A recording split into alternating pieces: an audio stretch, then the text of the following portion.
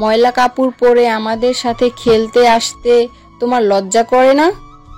বস্তির ছেলে মেয়ে যে স্কুলে পড়ে তুমিও সেই স্কুলে পড়ো। তুমি আমাদের বাড়ির কাজের মহিলার মেয়ে। তোমার আর আমাদের মাঝে আকাশ পাতাল পার্থক্য। তাই নেক্সট টাইম আমাদের সাথে খেলতে বলবে না। রুহির কথাগুলো শুনে রাধিকা মাথা নিচু করে চলে যায়। এখানে থাকলে তার আরো কটু কথা শুনতে হবে। ছোট টিনের বক্সটা নিয়ে রাধিকা আম গাছের নিচে খেলতে বসলো। আমের কড়িগুলো একত্রে করে কুচি কুচি করে কাটলো। আম গাছের পাতাইটা রেখে টিনের বক্স থেকে তার পুরাতন পুতুলগুলো বের করে খেলতে লাগলো।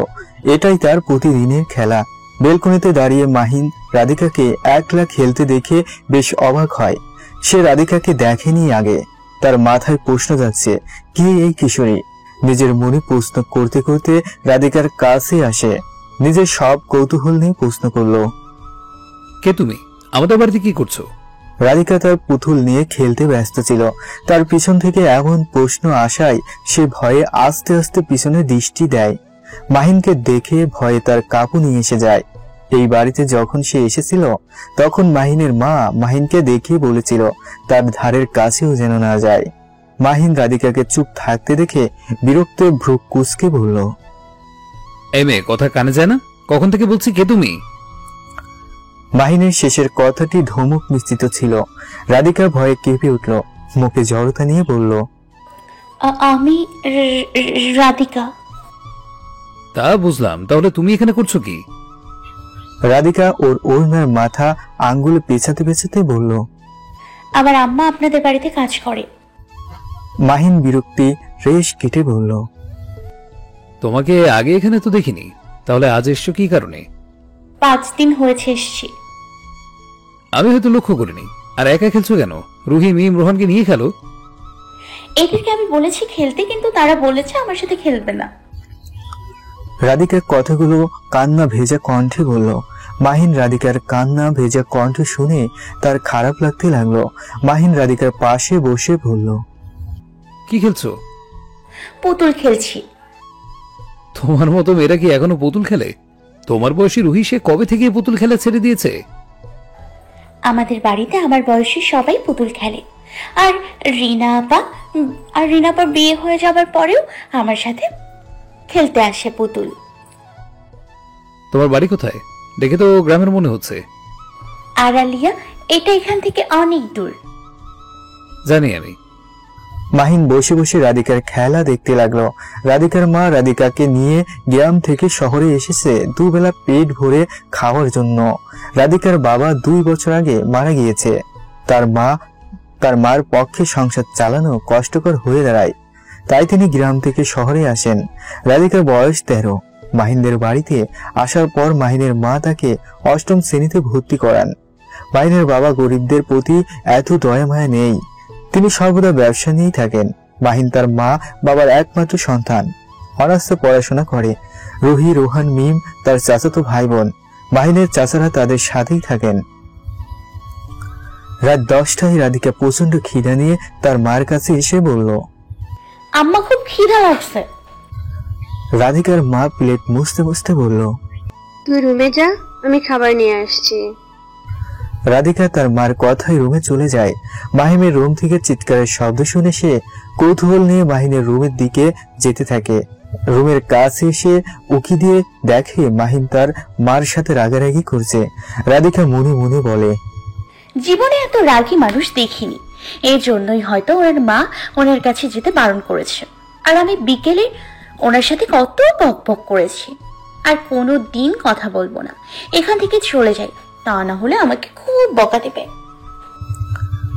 রাধিকা নিজের মনে বিড়বিড় করতে করতে তার রুমে চলে আসে।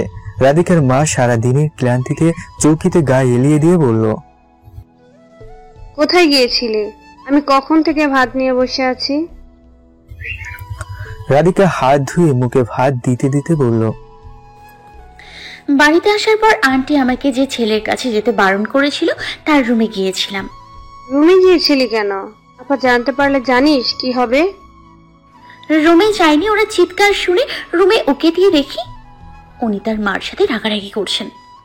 আম্মা জানো কি রাগ ওনার রাগ দেখে ভয়ে আমি চলে আসি। কখন থেকে উনি উনি করছিস কেন? ছেলেটার একটা নাম আছে, মাহিন ভাই বলে ডাকবি। পরের বার যেন উনি শব্দটা না শুনি। রাধিকার মাথা নেড়ে সম্মতি জানালো। রাত 3টায় রাধিকার পানি পিপাসায় ঘুম ভেঙে যায়। কিচেনে পানি পান করতে আসার সময় অন্ধকারে কারোর সাথে ধাক্কা খেয়ে রাধিকা ভূত বলে যখন চিৎকার দিবে, তখন কেউ তার মুখ চেপে ধরে। উক্ত ব্যক্তি ধমকের সহিত বলে, স্টুপিড, আমি মাহিন, ভূত না। দেখে চলতে পারো না? রাধিকা মুখ থেকে মাহিন হাত সরিয়ে আনলে রাধিকা বলে, আমাকে মাফ করে দিন, আমি দেখতে পাইনি। ঠিক আছে, নেক্সট টাইম থেকে দেখে চলবে। এত রাতে করছো কি এখানে? পানি পান করতে আসছে। পানি পান করে আমার জন্য কফি বানিয়ে ছাদে নিয়ে আসো। আমি পারি না, কিভাবে বানাতে হয়? মাম্মাকে ডেকে আনি। মাহিন রাধিকার কথা শেষ করতে না দিয়ে বলল, দরকার নেই টাকার, চা বানাতে পারলে সেটাই বানিয়ে নিয়ে আসো। রাধিকা কিচেনে চা বানানোর জন্য চলে গেল। 10 মিনিট পর চা নিয়ে ছাদে আসে। মাহিন চা কাপটা নিয়ে বলল, আমার পাশে বসো। রাধিকা ভয়ে ভয়ে মাহিনের থেকে অনেক দূরত্বে রেখে বসলো। মাহিন চা মুখে দিয়ে সাথে সাথে থু থু করে সবটা ফেলে দিয়ে বলল, এটা কি বানিয়েছো? চা বানিয়েছি। মাহিন কাপটা রাধিকার দিকে দিয়ে বলল, তুমি খেয়ে বলো তো কি বানিয়েছো? চা বানিয়েছো না পানিতে চিনি মিশিয়ে শরবত বানিয়েছো? রাধিকা এক ঢোক খেয়ে বুঝতে পারলো সে চা নামে শরবত বানিয়েছে। রাধিকা ভয়ে কেঁদে দিয়ে বলল, আমি চাও বানাতে পারি না। মাহিন রাধিকার কান্না দেখে অবাক হয়ে বলল, সেটা বললেই হতো, আমি তোমাকে চা বানাতে পাঠাতাম না। এখানে কান্নার কি আছে? রাধিকা কাপটা নিয়ে চলে যেতে চাইলে মাহিন বলল, চলে যাচ্ছ কেন? এখানে বসে আমাকে তোমার গ্রামের গল্প বলো। কেউ আপনার সাথে আমাকে দেখলে বকা দেবে। বকবে কেন? আন্টি বলছে আপনার কাছে না আসতে, এখন যদি দেখে তাহলে বকা দেবে। আসতে না করেছে কেন? আমি জানি না। কেউ কিচ্ছু বলবে না, তুমি বসো। রাধিকা পুনরায় পূর্বের জায়গায় বসল। বলো, তোমাদের গ্রামে কি আছে? রাধিকা আকাশের দিকে তাকিয়ে বলল, আমাদের গ্রামের সাথে মিশে একটা নদী বয়ে গিয়েছে। নদীর পাশে একটা বট গাছ আছে। সবাই বলে এখানে ভূত থাকে। গ্রাম থেকে অনেক দূরে আমাদের স্কুলে যেতে হলে বট গাছের পাশ দিয়ে যেতে হয়। মাহিন রাধিকার কথার মাঝখানে বলল, আমাকে তোমাদের গ্রামে নিয়ে যাবে? রাধিকা মাহিনের দিকে দৃষ্টি দিয়ে বলল, গ্রামে কি দেখবেন? এই যে বললে নদী আছে, নদী দেখবো, সাথে ভূতও দেখবো। রাধিকা কৌতূহল নিয়ে বলল, আপনি ভূত ভয় পান না? না, ভয় পায় না। বল নিয়ে যাবে। মাম্মা যদি নিয়ে যায় তাহলে নিয়ে যাব। তোমার আম্মু আমাকে না নিলে তুমি নেবে না? আমি একা যেতেই পারি না, তাহলে আপনাকে নিব কিভাবে? যখন তুমি নিয়ে যেতে পারবে তখন যাব। আচ্ছা। মাহিন রাধিকার কথা বলার ধরন থেকে বেশ অবাক হয়। তার মাথায় প্রশ্ন জাগে, গ্রামের হয়ে এত শুদ্ধ ভাষায় কিভাবে কথা বলতে পারছে। মাহিন নিজের মনে প্রশ্নের উত্তর জানার জন্য বলল, তুমি গ্রামের হয়ে কিভাবে শুদ্ধভাবে কথা বলছো? রাধিকা আকাশের তারা গুনছিল। মাহিনের প্রশ্নে সে তারা গুনা বাদ দিয়ে বলল, আমার বাবা শিখিয়েছে। তোমার বাবা কি করে? উনি এখন কোথায়? বাবা 2 বছর আগে মারা গিয়েছে। মাহিন রাধিকার দিকে তাকিয়ে বলল, বেঁচে থাকতে কি করতেন? এই শহরে চাকরি করতেন। রাধিকার অনেক দিন পর তার বাবার কথা মনে পড়ে যাওয়ায় তার কান্না এসে যায়। মাহিন বিষয়টি লক্ষ্য করে। সে নিজেকে অপরাধী মনে করতে লাগলো। এভাবে সে প্রশ্ন না করলে হতো। সকালে রাধিকা পায়ে হেঁটে স্কুলে যেতে লাগলো। তার নতুন স্কুলে যেতে ভালো লাগে না। প্রবাদ এক বাক্য আছে, প্রত্যেক নতুনেরই মিষ্ট। কিন্তু রাধিকার ক্ষেত্রে প্রবাদ বাক্যটা যেন উল্টে গেল। কারণ তার স্কুলের পাশে অনেক ফ্যাক্টরি। এগুলোর শব্দ তার বিরক্ত লাগে। তার স্কুলের দেওয়ালগুলো ভাঙা। সব মিলিয়ে তার এই সব অসহ্য লাগে। রাধিকাকে আনমনে চলতে দেখে কিছু ছেলে তার কাছে এসে বলল, এই পিচ্ছি, চকলেট খাবি? রাধিকা ছোট ও গ্রামের হওয়ায় সে এত কিছু বুঝে না। মাথা নেড়ে বলে খাবে। ছেলেগুলো রাধিকাকে চকলেটগুলো এগিয়ে দিল। একটা চকলেট খেয়েই রাধিকার মাথা ঘুরতে লাগলো। চোখে তার অন্ধকার নেমে আসলো। সে চোখ বন্ধ করার সময় ছেলেগুলোর ঠোঁটে বিজয়ের হাসি দেখতে পেল। রাধিকা মিট মিট করে চোখ খুলে দেখে মাহিন তার দিকে ঝুঁকে আছে। মাহিনকে এই অবস্থায় দেখে রাধিকা ঘাবড়ে যায়। মাহিন রাধিকার সেন্স ফিরতে দেখে রাগান্বিত হয়ে বলে, কি বুঝে তুমি ছেলেগুলোর কাছ থেকে চকলেট খেতে গেলে? তোমার কোনো আইডিয়া আছে যে তারা তোমার সাথে কি করতো? রাধিকা চিন্তায় মগ্ন হয়ে যায়, তার সাথে কি হয়েছে? চকলেট খাওয়ানোর পর সে সেন্স হারানোটাই তার মস্তিষ্কে আছে। কি এমন হয়েছে যার জন্য মাহিন তাকে বকে দিচ্ছে? রাধিকাকে চুপ থাকতে দেখে মাহিনের রাগ আরো তীব্র হয়। মেয়েটাকে কেন কোনো প্রশ্ন করলে উত্তর দিতে লেট করে? মাহিন কর্কশ কণ্ঠে বলল, বলে স্টুপিডের মতো চুপ আছো কেন? রাধিকা মাহিনের ধমকে হালকা কেঁপে ওঠে, মিহি কণ্ঠে বলে, ওরা আমাকে খাওয়ার জন্য বলেছে, আর মাম্মা বলেছে কেউ কিছু খাওয়ার জন্য দিলে খেতে হয়। মাহিন রাধিকার বাচ্চা সুলভ কথা শুনে রাগটা নিমিশেই শেষ হয়ে যায়। মাহিন শান্ত কণ্ঠে বলল, অপরিচিত লোকের কাছ থেকে কিছু খেতে নেই সেটা বলেনি? রাধিকা মাথা নেড়ে না বলল। মাহিন পানির বোতল রাধিকার দিকে এগিয়ে দিয়ে বলল, পানি খাও, দেখে তো পিপাসার তো মনে হচ্ছে। রাধিকা বোতল হাতে নিয়ে প্রশ্ন চোখে বলল, ওদের কি লাভ আমাকে চকলেট দেখি? শুধু শুধু ওদের টাকা নষ্ট হয়েছে। মাহিন রাধিকার এমন প্রশ্নে অবাক না হয়ে পারল না। সে অবাক হয়ে বলল, তোমার কি এ বিষয়ে কোনো আইডিয়া নেই? রাধিকা ছোট করে উত্তর দিল না। মাহিন কি বলে তাকে বুঝাবে তার কোনো শব্দ ভান্ডার তো কাছে নেই। রাধিকাকে ভবিষ্যতের জন্য সতর্ক করার জন্য বলল, তোমাকে তারা চড়া দামে পাচার করতে চায়। রাধিকা মাহিনের উত্তর শুনে মনে মনে শপথ করে মরে গেলেও কারো কাছ থেকে কিছু খাবে না। সূর্যটা তার নিত্যদিনের নিয়ম অনুযায়ী পশ্চিম আকাশে ঢলে পড়েছে। সূর্যের কিরণের তেজ ক্রমে কমে কমছে। দক্ষিণে বাতাসে গাছপালার পাতাগুলো আপন গতিতে নড়ছে। রুহি রাধিকার কাছে এসে বলল, তোমাকে আম্মু ডাকছে। রাধিকা কিছু না বলে যেতে লাগলো। রুহির মার রানু চেয়ারে বসে আয়েশ করে পান চিবোচ্ছে। রাধিকাকে দেখে তিনি বাসকাই গলায় বলেন, রাধিকা অপরাধীর মধু বলে, মেম আমাকে আগেই ধাক্কা দিয়েছে, তাই আমি কি বসে থাকবো? শুধু শুধু কেন আমাকে সে ধাক্কা দেবে? রানু রাধিকার হাত চেপে ধরে বলে। রাধিকা ভয়ে কেঁপে উঠল। রুহি মোটা লাঠি এনে রানুর হাতে দিল।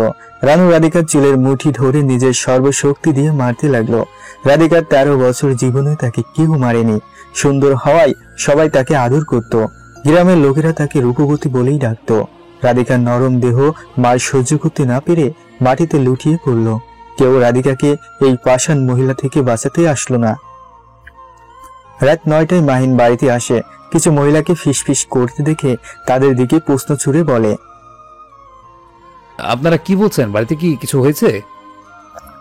তাদের মধ্য থেকে একজন বলে, ছোট আপা আজ নতুন কাজের বুয়ার মেয়েকে মেরেছে।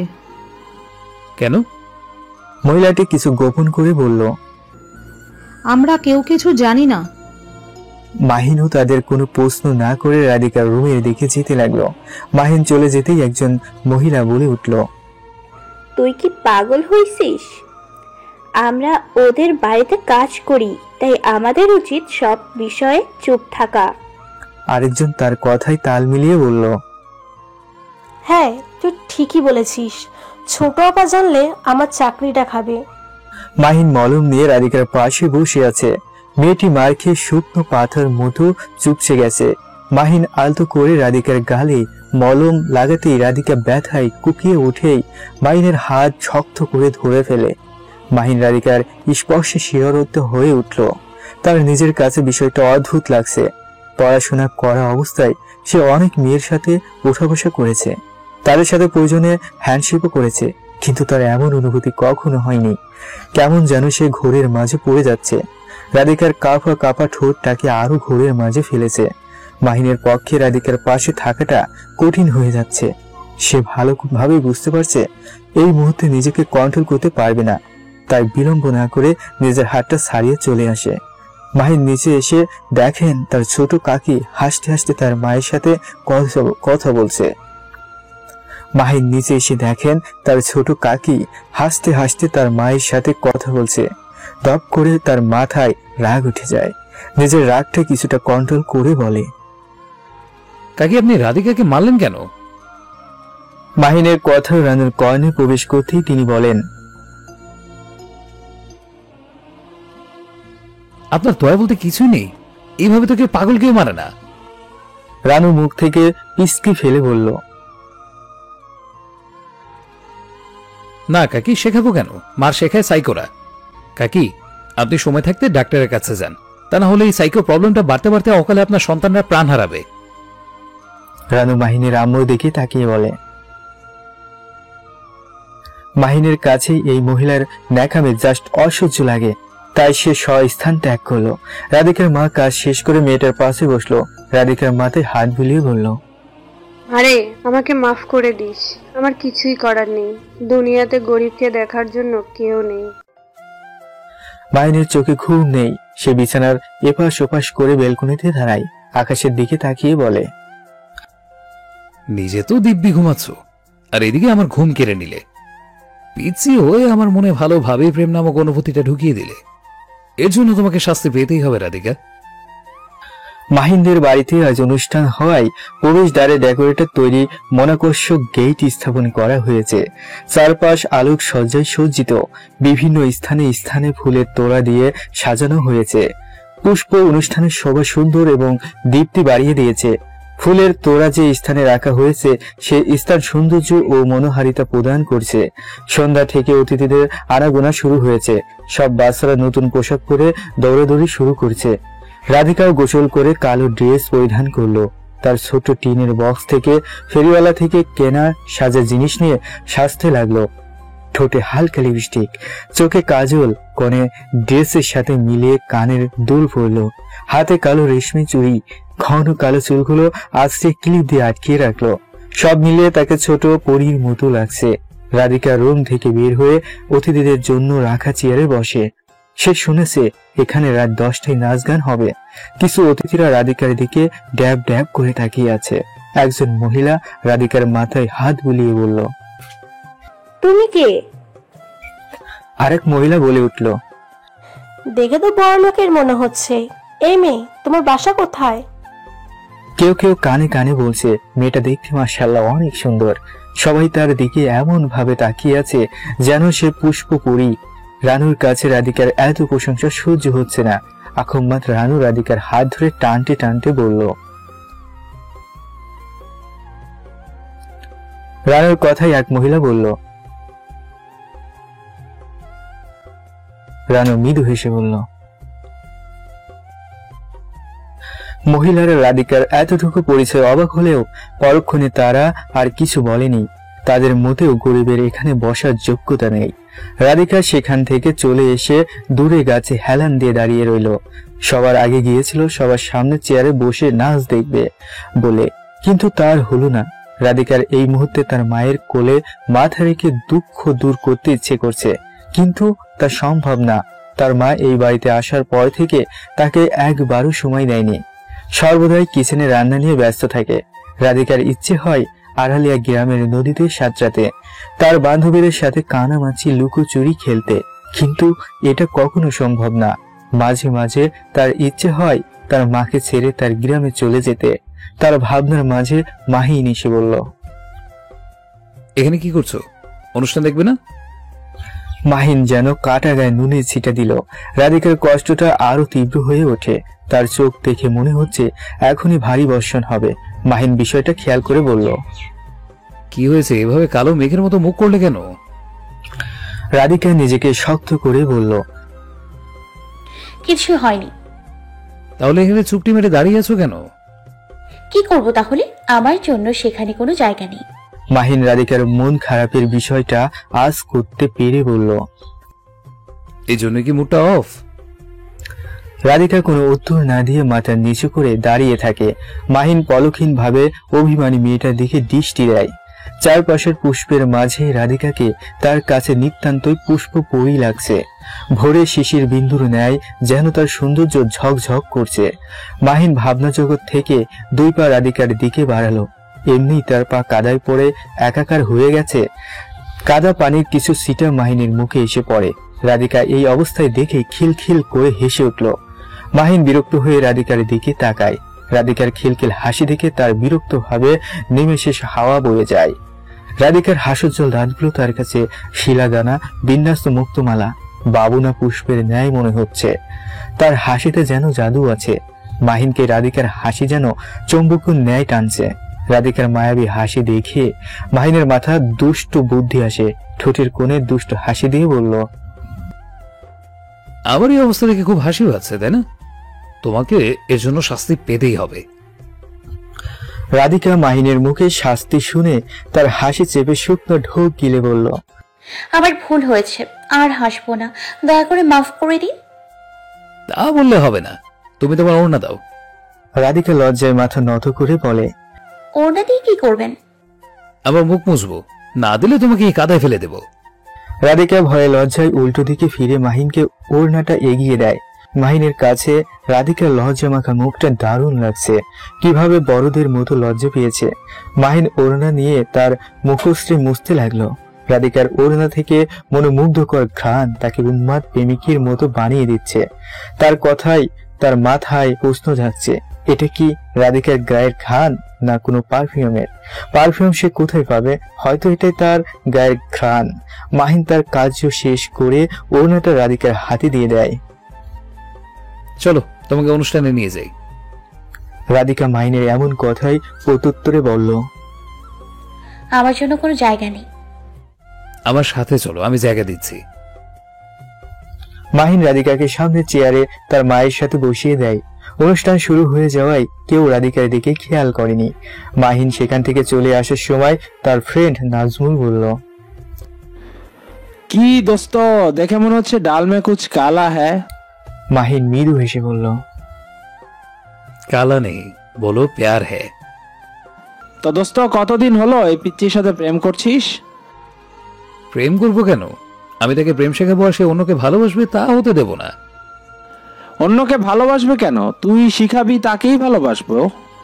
মাহিন শার্টের হাতার বোতাম খুলতে খুলতে বলল, এই প্রেম প্রেমের মাঝে আমি নেই, বয়স হলে বিয়ে করে ফেলবো। নাজমুল শব্দ করে হেসে বলল, আইডিয়াটা দারুণ। সকালের ব্রেকফাস্টে মাছের তরকারি ভালো না হওয়ায় মাহিনের বাবা তরকারি ফ্লোরে ফেলে বলল, কে এই তরকারি রান্না করেছে? তাকে এখনই আমার সামনে চাই। হাবিবুর রহমানের এমন কথা ও কাণ্ডে সব বুয়ারা ভয়ে কাঁপতে লাগলো। বড় লোকদের এই একটা দোষ, তরকারি ভালো না হলে ফেলে দেয়। একবারও ভাবে না বুয়ারা কত কষ্ট করে তা রান্না করেছে। রাধিকার মা কাঁপতে কাঁপতে এসে বলল, বড় সাহেব, আমি রান্না করেছি। হাবিবুর রহমান টেবিলে জুড়ে বাড়ি দিয়ে বলে, নেক্সট টাইমে এমন করে উল্টাপাল্টা রান্না করলে চাকরি থেকে চাটাই করব। রাধিকার মা ভেজা কণ্ঠে বলল, আর হবে না বড় সাহেব। হাবিবুর রহমান হন হন করে স্থান ত্যাগ করে। রাধিকার মা রুমে এসে ফুপিয়ে ফুপিয়ে কেঁদে ওঠে। সারা দিন কাজ করলেও সে কারো মুখ থেকে প্রশংসার বাণী শুনতে পায়নি। আর ভুল হলেই কথা শোনাতে ভুল করে না। এই বাড়িতে আসার পর থেকেই তার কটু কথা শুনতেই হচ্ছে। রাধিকার মা চোখের পানি মুছে বলে, আর না, অনেক হয়েছে। রাধিকাও এখানে সুখে নেই। আড়ালে গ্রামে চলে গিয়ে স্বামীর ভিটে জমিতে চাষ করে মেয়েকে নিয়ে খাবো। তবুও তাদের কটু কথা শুনবো না। এই শহর আমাদের মতো গরিবদের জন্য না, বরং ধনীদের জন্য তৈরি হয়েছে। সময় কারো জন্য বসে থাকে না, সে তার আপন গতিতেই চলে। সময় এর পালা পরিবর্তনে কত লোক ধরনী ত্যাগ করেছে, আবার অনেকে এই ধরনীতে নতুন পা ফেলেছে। দেখতে দেখতে কখন যে শীতকাল সবার ঘরে এসেছে তা গরিব মানুষ ছাড়া কেউ কি উপলব্ধি করেছে? এই কনকনে শীতে কাঁথা মুড়িয়ে ঘুমানো স্বাদই আলাদা। হাড় কাঁপানো শীতে রাধিকা স্কুল থেকে ফিরে শাওয়ার নিল। গায়ে পাতলা চাদর জড়িয়ে ছাদে আসে রোদের তাপে শরীরটা গরম করতে, কিন্তু আজ সূর্যের তেজ এত বেশি নেই, তাই রাধিকা মুহূর্তে মুহূর্তে কেঁপে উঠছে। মাহিন ছাদে এসে রাধিকার এমন অবস্থা দেখে নিজের চাদর তার গায়ে জড়িয়ে দিল। রাধিকা কিছু বলতে চাইলে মাহিন বলে ওঠে, অকালে মোড়ে আমাকে সবার কাছে দোষী বানিও না, তাই এত কথা না বলে চাদরটা গায়ে জড়িয়ে নাও। রাধিকা মাহিনের কথা শুরু শেষ কিছুই বোঝেনি, পরক্ষণে কোনো প্রশ্নও করেনি। মাহিন কফির মগটা রাধিকার দিকে বাড়িয়ে বলল। কফিটা খেয়ে নাও। রাধিকা তার শুকনো ঠোঁট ভিজিয়ে বলল। আমি আপনারটা খাবো কেন? মাহিন রাধিকার কিছুটা কাছে এসে বলল। তাহলে কি আমি তোমার জন্য বানিয়ে আনবো? আমি সেটা বলিনি। আমি বলতে চাচ্ছি আপনারটা আপনি খান। শীতে কামছো যে পরিমাণে, কফি না খেলে আরো কাঁপবে। কফি খাওয়ার দরকার নেই, আমি কফি খাওয়া ছাড়াই ঠিক আছি। মাহিন রাধিকার জিদে অটল দেখে আর কথা বাড়ালো না। সে কফি এক ঢোক খেয়ে বলল। ঘুরতে যাবে? রাধিকা মাহিনের এমন প্রস্তাব শুনে অবাক না হয়ে পারল না, কিন্তু সে মনে মনে অনেক খুশি হয়। কতদিন হয়ে গেছে তার কোথাও যাওয়া হয়নি। সর্বদাই চটপট করছে মুক্ত আকাশের নিঃশ্বাস নিতে। রাধিকা হাসজ্জ্বল মুখে বলল, যাব। মাহিন ভেবেছিল রাধিকা মুখের উপর না করবে। রাধিকার কাছ থেকে সম্মতি বাক্য শুনে বলল, রেডি হও, এখনই বেরোবো। রাধিকা বিলম্ব না করে রেডি হতে গেল। গাড়ি তার আপন গতিতেই চলছে। নির্দিষ্ট জায়গা ছাড়া সে কোথাও থামবে না। শীত বেশি পড়ায় লোকজনের এত চলাফেরা নেই। রাস্তাগুলো হরর মুভির মতো শুনশান। হরর মুভির জন্য পরিবেশটা পারফেক্ট। মাহিন নিরিবিলি জায়গা দেখে গাড়ি থামালো। রাধিকা গাড়ি থেকে নেমে মুক্ত আকাশে লম্বা করে শ্বাস নিল। রাধিকা কিছু দূরে নদী দেখে সেদিকে পা বাড়ালো। কতদিন ধরে সে নদী দেখে না। নদীতে হাঁসগুলোর সাজানো পদ্মা ফুলের মেলা দেখে তার ঠোঁটের কিনারায় হাসি ফুটে উঠল। এই সময় গ্রাম বাংলায় নানা ধরনের পিঠা বানানো হয়। চুলার পাশে বসে পিঠা খাওয়ার মজাই আলাদা। এই সময় তো সে জলপাই কুড়ানোর জন্য পাশের বাড়িতে যেত। তার বান্ধবীদের সাথে দাড়ি লাভ খেলত। কতদিন হয়ে গেছে এইসব করা হয়নি। রাধিকা এসব ভেবে হু হু করে কেঁদে উঠল। গ্রামের প্রতি তার মায়া একটু কমেনি। মাহিন রাধিকার কান্না দেখে বলল, কি হয়েছে? এখানে এসে খুশি হওনি? রাধিকা তার কান্না বন্ধ করার জন্য প্রয়াস চালায়, তবুও যেন তার কান্না আজ বন্ধ হচ্ছে না। মাহিন তার হস্ত রাধিকার গালে রেখে বলল, কি হয়েছে? এভাবে কান্না করছো কেন? রাধিকার কথা যেন তার কণ্ঠনালী দিয়ে বের হচ্ছে না। কণ্ঠনালীতে তার কথা আটকে যাচ্ছে। বহু কষ্টে তার কণ্ঠনালী থেকে বের হলো, গ্রামের কথা খুব মনে পড়ছে। এই কথা? এর জন্য এত কাঁদতে হয়? রাধিকা ফুপিয়ে বলল, আমি গ্রামে যাব। এই শহর আমার ভালো লাগে না। মাহিন রাধিকার চোখের জল মুছে বলল, অবশ্যই নিয়ে যাব। কখন নিয়ে যাবেন? মাহিন রাধিকার চটপট ভাব দেখে বলল, তুমি টেনে পরীক্ষা দাও, তারপর। মাত্র টেনে উঠলাম, এখনো বহু দূর। বেশি দিন তো আর নেই। রাধিকা মাহিনের হাত ধরে বলল, আজ যাব, দয়া করে আজ নিয়ে যান। রাধিকা মাহিনের হাত ধরায় মাহিন সামান্য অবাক হলো। ছোট্ট বাচ্চারা যেভাবে বায়নার ছলে হাত ধরে, রাধিকাও মাহিনের সাথে তেমনটি করছে। রাধিকার বাচ্চা সুলভ দেখে বলল, আজ গেলে কাল চলে আসবো, আর পরীক্ষার পরে গেলে বহুদিন থাকতে পারবে। রাধিকা পরীক্ষার পরে যাওয়াটাই ভালো মনে করে বলল, আচ্ছা তাহলে পরীক্ষার পর নিয়ে যাবেন? মাহিন মৃদু হেসে বলল, পরীক্ষার পর যেখানে বলবে সেখানে নিয়ে যাব। রাধিকার মা বহুদিন ধরে খেয়াল করেছে রানুর স্বামী হাবিব তার দিকে খারাপ নজরে তাকায়। রাধিকার মা রাবিয়া হাবিবকে দেখলেই ঘৃণা হয়। সকাল 10টায় সবাই যে যার যার মতো কাজ শেষ করে চলে গেছে। রাবিয়া রুমে বসে পান চিবুচ্ছেন। পানের বাটা তার সামনে। হাবিব তার রুমে ঢুকে বলেন, পান খাচ্ছেন? রাবিয়া মাথা নেড়ে হা বলেন। হাবিব শয়তানি হাসি দিয়ে বলেন, আমিও খাবো। আপনাকে কে মানা করেছে খেতে? হাবিব অনুমতি পেয়ে রাবিয়ার কাছে আসে। পানের বাটা নেওয়ার বদলে তিনি রাবিয়ার গায়ে হাত দেন। রাবিয়া আক্ষমিক স্পর্শে দাঁড়িয়ে বলেন, সাহস তো কম না আপনার, বের হন বলছি। হাবিব শব্দ করে হেসে বলল, বের হব কেন? হাবিব দরজার কাছে এসে দরজার সিটকিনি বন্ধ করে ফেলল। রাবিয়া চিৎকার করে বলেন, আপনি দরজা লাগালেন কেন? এটাও বুঝি বলে দিতে হয়? হাবিব রাবিয়ার আসল ধরে পুনরায় বলেন, প্র্যাকটিক্যাল দেখে দেয়। রাবিয়া হাবিবকে ধাক্কা দিয়ে দরজায় ছিটকিনি খুলে চলে যান। গ্রামের মেয়েরা সরল হলেও তারা কৌশলে সব পারে। আবার তিনি হাওরের কন্যা। হাওরের কন্যারা রাত 12টাও নদী সাঁতরে পার হতে পারে। তারা হাওরে বড় হওয়ায় কোনো ভয় তাদের আজ পর্যন্ত কাবু করতে পারে না। সকল ঝড়ে তারা বাঁচতে শিখেছে। ঢেকিতে ধান ভাঙা, পুরুষের সাথে সমান তালে ধান কাটা, মাছ ধরা, তাও আবার হাওরের মেয়েদের দ্বারা সম্ভব। হাবিব রাবিয়ার এমন সাহস দেখে অবাক না হয়ে পারল না। বেচারা ধাক্কায় এখন ফ্লোর থেকে উঠতে পারছে না। কোমর মনে হয় ভেঙে গেছে। মনে মনে সে শপথ নিল আর সে রাবিয়ার ধারের কাছে আসবে না। রাবিয়া মাহিনের মায়ের কাছে এসে বিস্তারিত ঘটনা বলল, আপনি একটা কিছু করুন। তুমি চাও, আমি দেখছি। রাবিয়া যেভাবে এসেছিল সেভাবে চলে গেল। মাহিন রাধিকাকে তার রুমে উকি দিতে দেখে বলল, এভাবে উকি না দিয়ে ভেতরে আসো। রাধিকা মাথা নিচু করে মাহিনের রুমে ঢোকে। মাহিন ল্যাপটপ টিপতে টিপতে বলল, কিছু কি বলবে? না, কিছু বলবো না। মাহিন ল্যাপটপ থেকে দৃষ্টি সরিয়ে বলল, তাহলে কেন এসেছো? এমনি ভালো লাগছে না, তাই আসলাম। আমার জন্য কফি এনে দিতে পারবে? রাধিকা ছোট করে উত্তর দিল, পারবো। কিছু সময় পর কফি এনে মাহিনের দিকে এগিয়ে দিয়ে বলল, আপনার কফি। মাহিন যেই নিতে যাবে তখন রাধিকার হাত ফসকে কপিটা পড়ে যায়। পুরোটা কপি মাহিনের গায়ে পড়ে। মাহিন ব্যথায় কুঁকিয়ে উঠল। রাধিকা ভয়ে মাহিনের শরীর তার ওড়না দিয়ে মুছতে মুছতে বলল, আমি দেখতে পাইনি। মাহিন যতটুকু ব্যথা পেয়েছিল রাধিকার স্পর্শে যেন তা দূর হয়ে গেল। রাধিকার চিন্তিত মাখা মুখের দিকে তাকিয়ে বলল, এভাবে প্রতিদিন কফি ফেলে যদি মুছে দাও তাহলে আমি প্রস্তুত আছি তোমার তুলতুলে হাতে স্পর্শ পেতে। কফির গরমের স্পর্শ থেকে তোমার তুলতুলে হাতে স্পর্শ আরো গাঢ়। রাধিকা মাহিন কথা কিছুই বুঝতে পারল না। ভয়ে রাধিকা কেঁদে উঠল। মাহিন রাধিকার চোখের জল মুছে বলল, দামি সম্পদ কেন হয়তো খরচ করছো?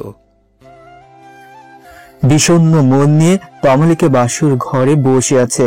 ক্রমে ক্রমে তাকে ভয় বেষ্টন করছে। এসি অন থাকা সত্ত্বেও সে ঘামে ভিজে যাচ্ছে। লাল বেনারসিতে তাকে দারুণ মানিয়েছে। দরজায় খোলার আওয়াজ পেয়ে তমালিকা ঘোমটা আরো টেনে নিচে নিল। সে আর ভাবে তাকিয়ে দেখে তার শাশুড়ি দরজার কাছে দাঁড়িয়ে আছে। তমালিকা শীতল কণ্ঠে বলে ওঠে, মা, আপনি? শাকিরা বেগম গ্রীষ্মকালীন ন্যায় নিঃশ্বাস ত্যাগ করে বলেন, বৌমা, তুমি শুয়ে পড়ো, আবিবকে পাচ্ছি না। তমালিকা মুহূর্তের মধ্যে সেন্স হারায়। সে কখনো ভাবেনি আবিব তার সাথে এমনটি করবে। আবিব তো তাকে অনেক ভালোবাসে। এই রাতটি নিয়ে তাদের কত স্বপ্ন ছিল। আবিব সর্বদাই তাকে এই রাতটিকে নিয়ে স্বপ্ন দেখাতো। বিয়ের 2 দিন আগে আবিব তাকে ফোনে বলেছিল এই বিয়েতে সে রাজি না। সে তার কোম্পানিকে আরো বড় করে তাকে বিয়ে করবে। কিন্তু বাসর রাতে আবিব সে আসবে না, তা তমালিকার কল্পনার বাইরেই ছিল। শাকিরা বেগম তার মেয়ে মায়াকে নিয়ে তমালিকার সেন্স ফিরান। তমালিকার সেন্স ফেরার পর সে প্রথমে আবিবকে ফোন দেয়। আবিবের ফোন বন্ধ দেখে সে কান্নায় ভেঙে পড়ে। শাকিরা তার ছেলের এই কাণ্ডে বেশ চটে আছেন। মেয়েটাকে শুধু শুধু কষ্ট দিল।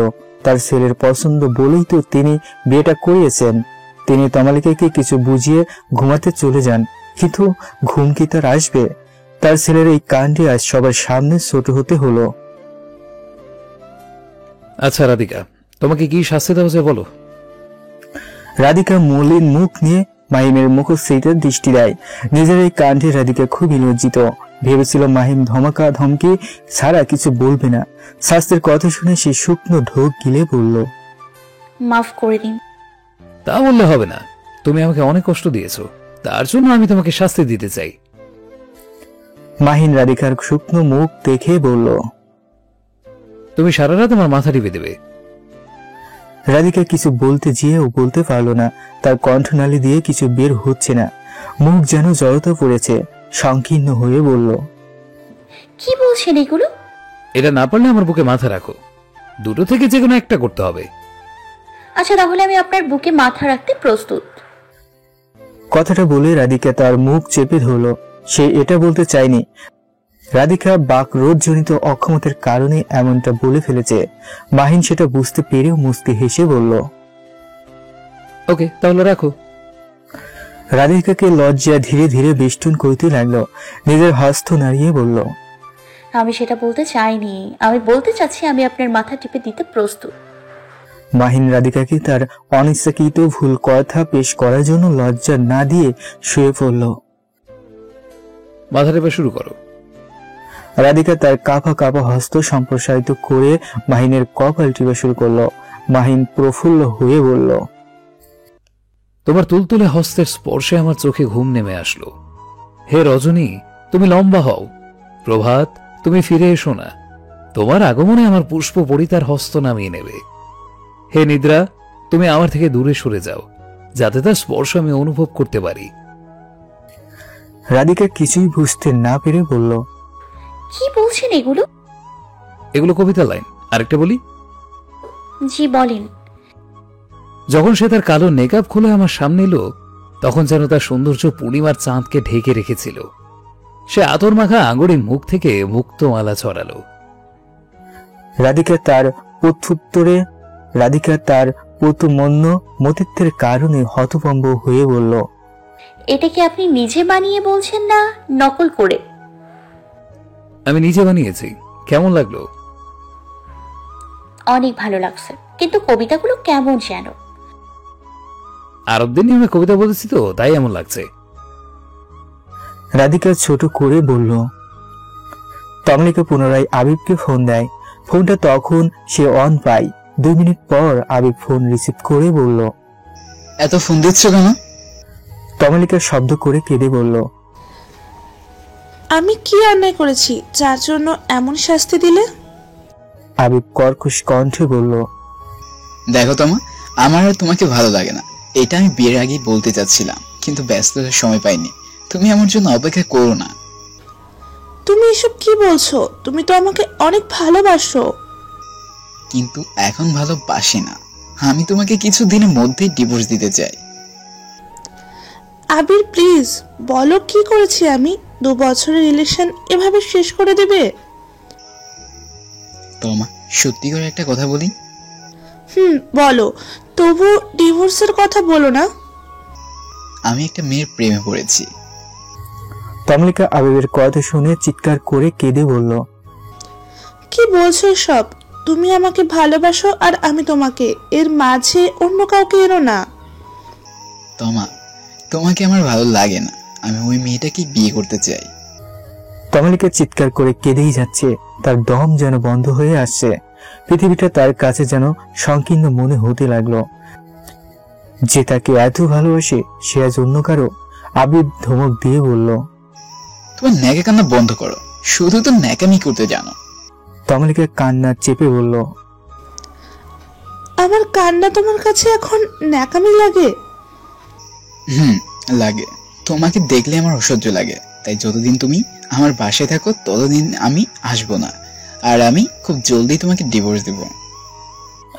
তমালিকা কিছু বলতে চাইলে দেখে আবিব ফোন কেটে দিয়েছে। পুনরায় ফোন দিলে দেখে বন্ধ। নিজেকে তার বড্ড একা লাগছে। আগে তো আবিব তাকে কত ভালোবাসতো। সে কান্না করলে পাগলের মতো হয়ে যেত। তার আর বাঁচতে ইচ্ছে করছে না। সে মরতে চায়। এই প্রেম ব্যাধি থেকে মুক্ত চায়। প্রেমিকের বিচ্ছেদের রাত তার কাছে দীর্ঘ লাগছে, কিন্তু সে প্রভাতের অপেক্ষায় না করে আজ এই ধরনী থেকে বিদায় নিবে। তাকাবে না এই বেঈমান ধরনীতে। চলে যাবে সে বহু দূরে। আবিবকে সে আটকাবে না। হাবিব যদি ওই মেয়েকে নিয়ে খুশি হয় তাহলে সেও খুশি। ছাদের কর্নারে সে দাঁড়িয়ে চোখ বন্ধ করে আবিবের সাথে কাটানো সব মুহূর্ত ভেবে সামনে পা বাড়ালো। মৃত্যুকে সে আজ বরণ করবে। দমকা বাতাসে তমলিকার বেনারসির আসল হাওয়ায় উঠতে লাগলো। মুহূর্তের মাঝে তমলিকার দুঃখে আকাশ থেকে ভারী বর্ষণ হলো। প্রকৃতিও তার দুঃখে দুঃখিত, তবুও তারা তাকে বরণ করতে এসেছে। সাথে তাকে উপহার দিয়েছে এক বৃষ্টির সাত পূর্ণিমার রজনী। পূর্বাকাশের এক রশ্মি কিরণ এসে রাধিকার চোখে পড়ে। মিটমিট করে তাকিয়ে দেখে সে তার রুমে। তন্দ্রভাব এখনো তার যায়নি। কত রাতে বৃষ্টি ঠান্ডার প্রভাবটা এখনো রয়েছে। রাধিকা কথাটা টেনে গায়ে জড়িয়ে নিল। সে তো মাহিনের রুমে ছিল, তাহলে এখানে আসলো কি করে?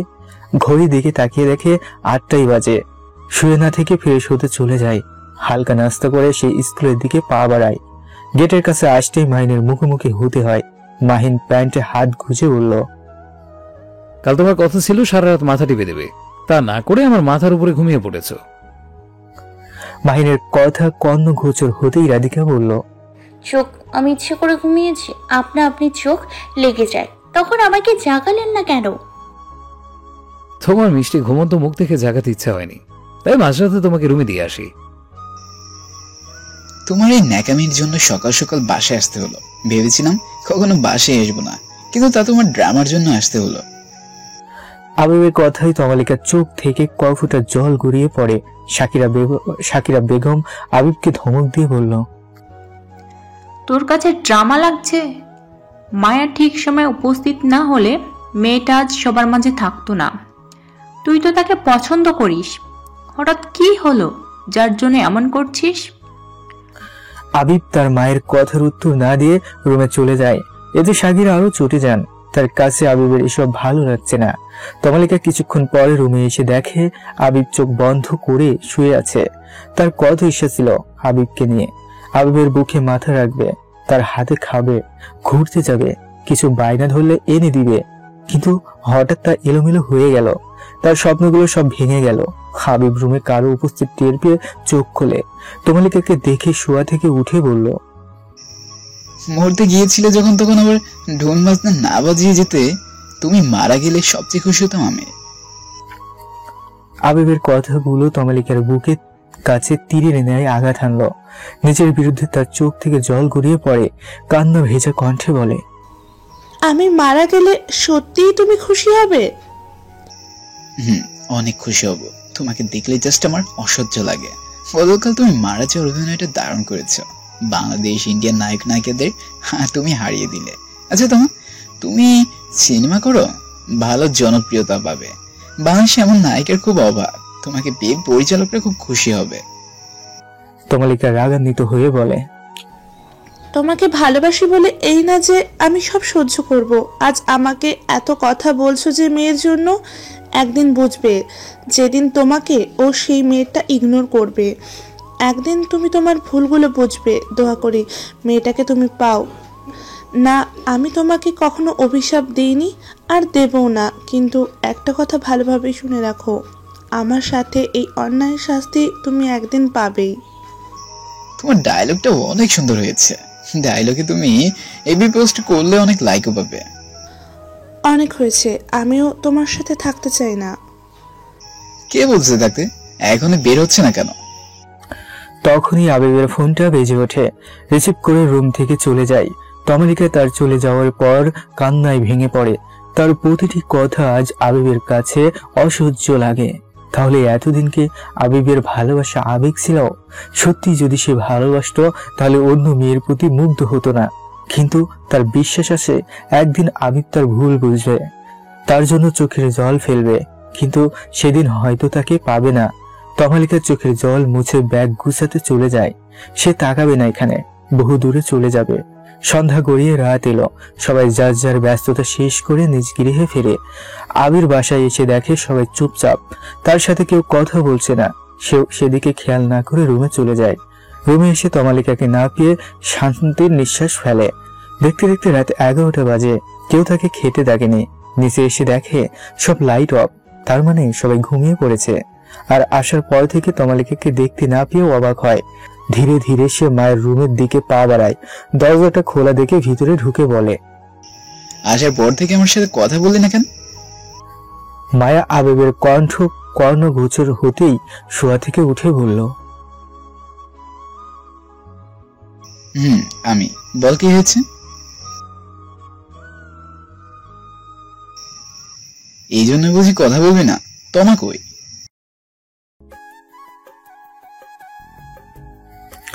আবিব নিঃশব্দে সব শুনছে।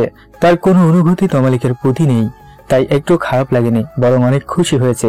আবিব চলে যেতে যেতে বলল, আচ্ছা তাহলে আসি। পিছন থেকে মায়া বলে ওঠে। আবিব মায়ের কথাই বলে ওঠে, তোর ভাবির ন্যাকামি জাস্ট আমার অসহ্য লাগে। কিছু না হতেই কান্না করে দেয়। মাথায় আছে মাথার কাছে শুধু জ্ঞান জ্ঞান করে। আবিব কিছু না বলে শশ স্থান ত্যাগ করে। রাধিকা কফি নিয়ে মাহিনের জন্য দাঁড়িয়ে আছে। তার বিরক্ত লাগছে। কফির কথা বলে মাহিন শাওয়ার নিতে চলে যায়। গেল তো গেল, আসার কোনো নাম নেই। রাধিকা কফি টেবিলের উপর রেখে যেন আসতে যাবে, তখন মাহিন শাওয়ার থেকে বের হয়ে বলে, কোথাও যাচ্ছ? রাধিকা তার দিকে দৃষ্টি নিয়ে কিছু বলতে গেলে সে বাকরুদ্ধ হয়ে যায়। মাহিনকে আজ বেশ সুন্দর লাগছে। নীল প্যান্ট, সাদা শার্টে তাকে দারুণ লাগছে। সদ্য শাওয়ার নিয়ে চুল থেকে টপ টপ করে জল পড়ছে। চোখের পাপড়িগুলো জলে টইটুম্বর। ঘন ঘন পাপড়িগুলো কেঁপে উঠছে। মাহিন হালকা কেসে বলল, এইভাবে তাকিয়ে কি দেখছো? মাহিনের কথা কর্ণগোচর হতেই রাধিকা দৃষ্টি সরিয়ে বলল, কিছু না। মাহিন রাধিকার কাছে এসে টাওয়ালটা দিয়ে বলল, মাথা মুছে দাও। রাধিকা ইতস্ত হয়ে বলল, আমি তুমি ছাড়া এখানে কি কেউ আছে? না, কেউ নেই। বিষয়টা যখন বুঝতে পারছো তাই লেট না করে মুছে দাও। আমি পারবো না, আপনার কাজ আপনি করুন। মাহিন রাধিকার হস্তে টাওয়াল দিয়ে বলল, এত কথা শুনতে চাই না, যা বলছি তা তাড়াতাড়ি করো। অগত্য রাধিকা তার কাপা হস্ত চুল মুছার জন্য বাড়ায়। মাহিন তখন মৃদু হেসে বলল, ভালো করে মুছো। রাধিকা ঝটপট মুছে দূরে সরে যায়। মাহিনের সামনে আসলে তার কেমন যেন অনুভূতি হয়। তার সাথে কথা বললে সে বাকরোধজনিত অক্ষমতায় পড়ে যায়। মাহিন কপি হাতে নিয়ে বলল, শার্টে বাকি বোতামগুলো লাগিয়ে দাও। রাধিকা কথাটা শুনেও না শোনার অভিনয় করে দৌড়ে রুম ত্যাগ করে। রাবিয়া মেয়েকে দৌড়ে আসতে দেখে বলে, এভাবে দৌড়াদৌড়ি করছিস কেন? রাধিকা কাঁথা মুড়ি দিয়ে শুয়ে বললে, খুব ঘুম পাচ্ছে তাই। রাবিয়া মেয়ের কথাই আর কিছু বললেন না। সকালে ঘুম থেকে উঠেই রাধিকা কফি নিয়ে রুমের সামনে দাঁড়িয়ে আছে। কে যেন ভরে এসেছে। আস্তে দরজা খুলে দেখে বিছানায় 22 বছরের এক মেয়ে গভীর ঘুমে তলিয়ে আছে। ধীরে ধীরে রাধিকা রুমে প্রবেশ করে কণ্ঠটা শিথিল করে বলল, আম্মু শুনছেন আপনার কফি?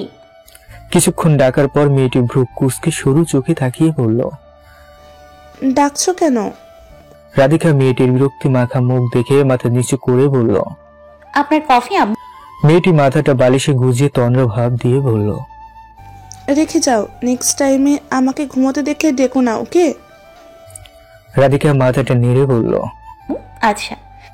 রাধিকা রুম ত্যাগ করে কিচেনে এসে মাকে রান্নায় সাহায্য করতে লাগলো। রান্নার শেষে টেবিলে খাবারগুলো রেখে আসে। সবাই এক এক করে এসে টেবিলে বসে।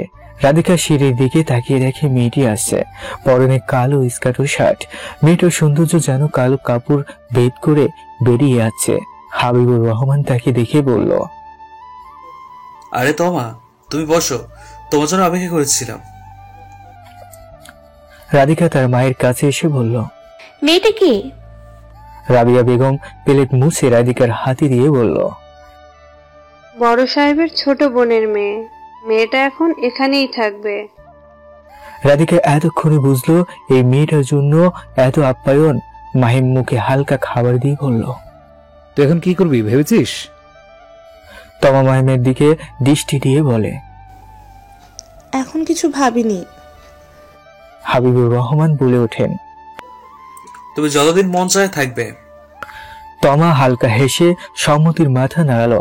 রাধিকা মেয়েটাকে দেখে বেশ মুগ্ধ হয়। ঠোঁটে কিনারায় হাসি লেগেই থাকে। দেখতে কম সুন্দর না। আবিব স্কুল গেইটির সামনে অনেকক্ষণ ধরে দাঁড়িয়ে আছে।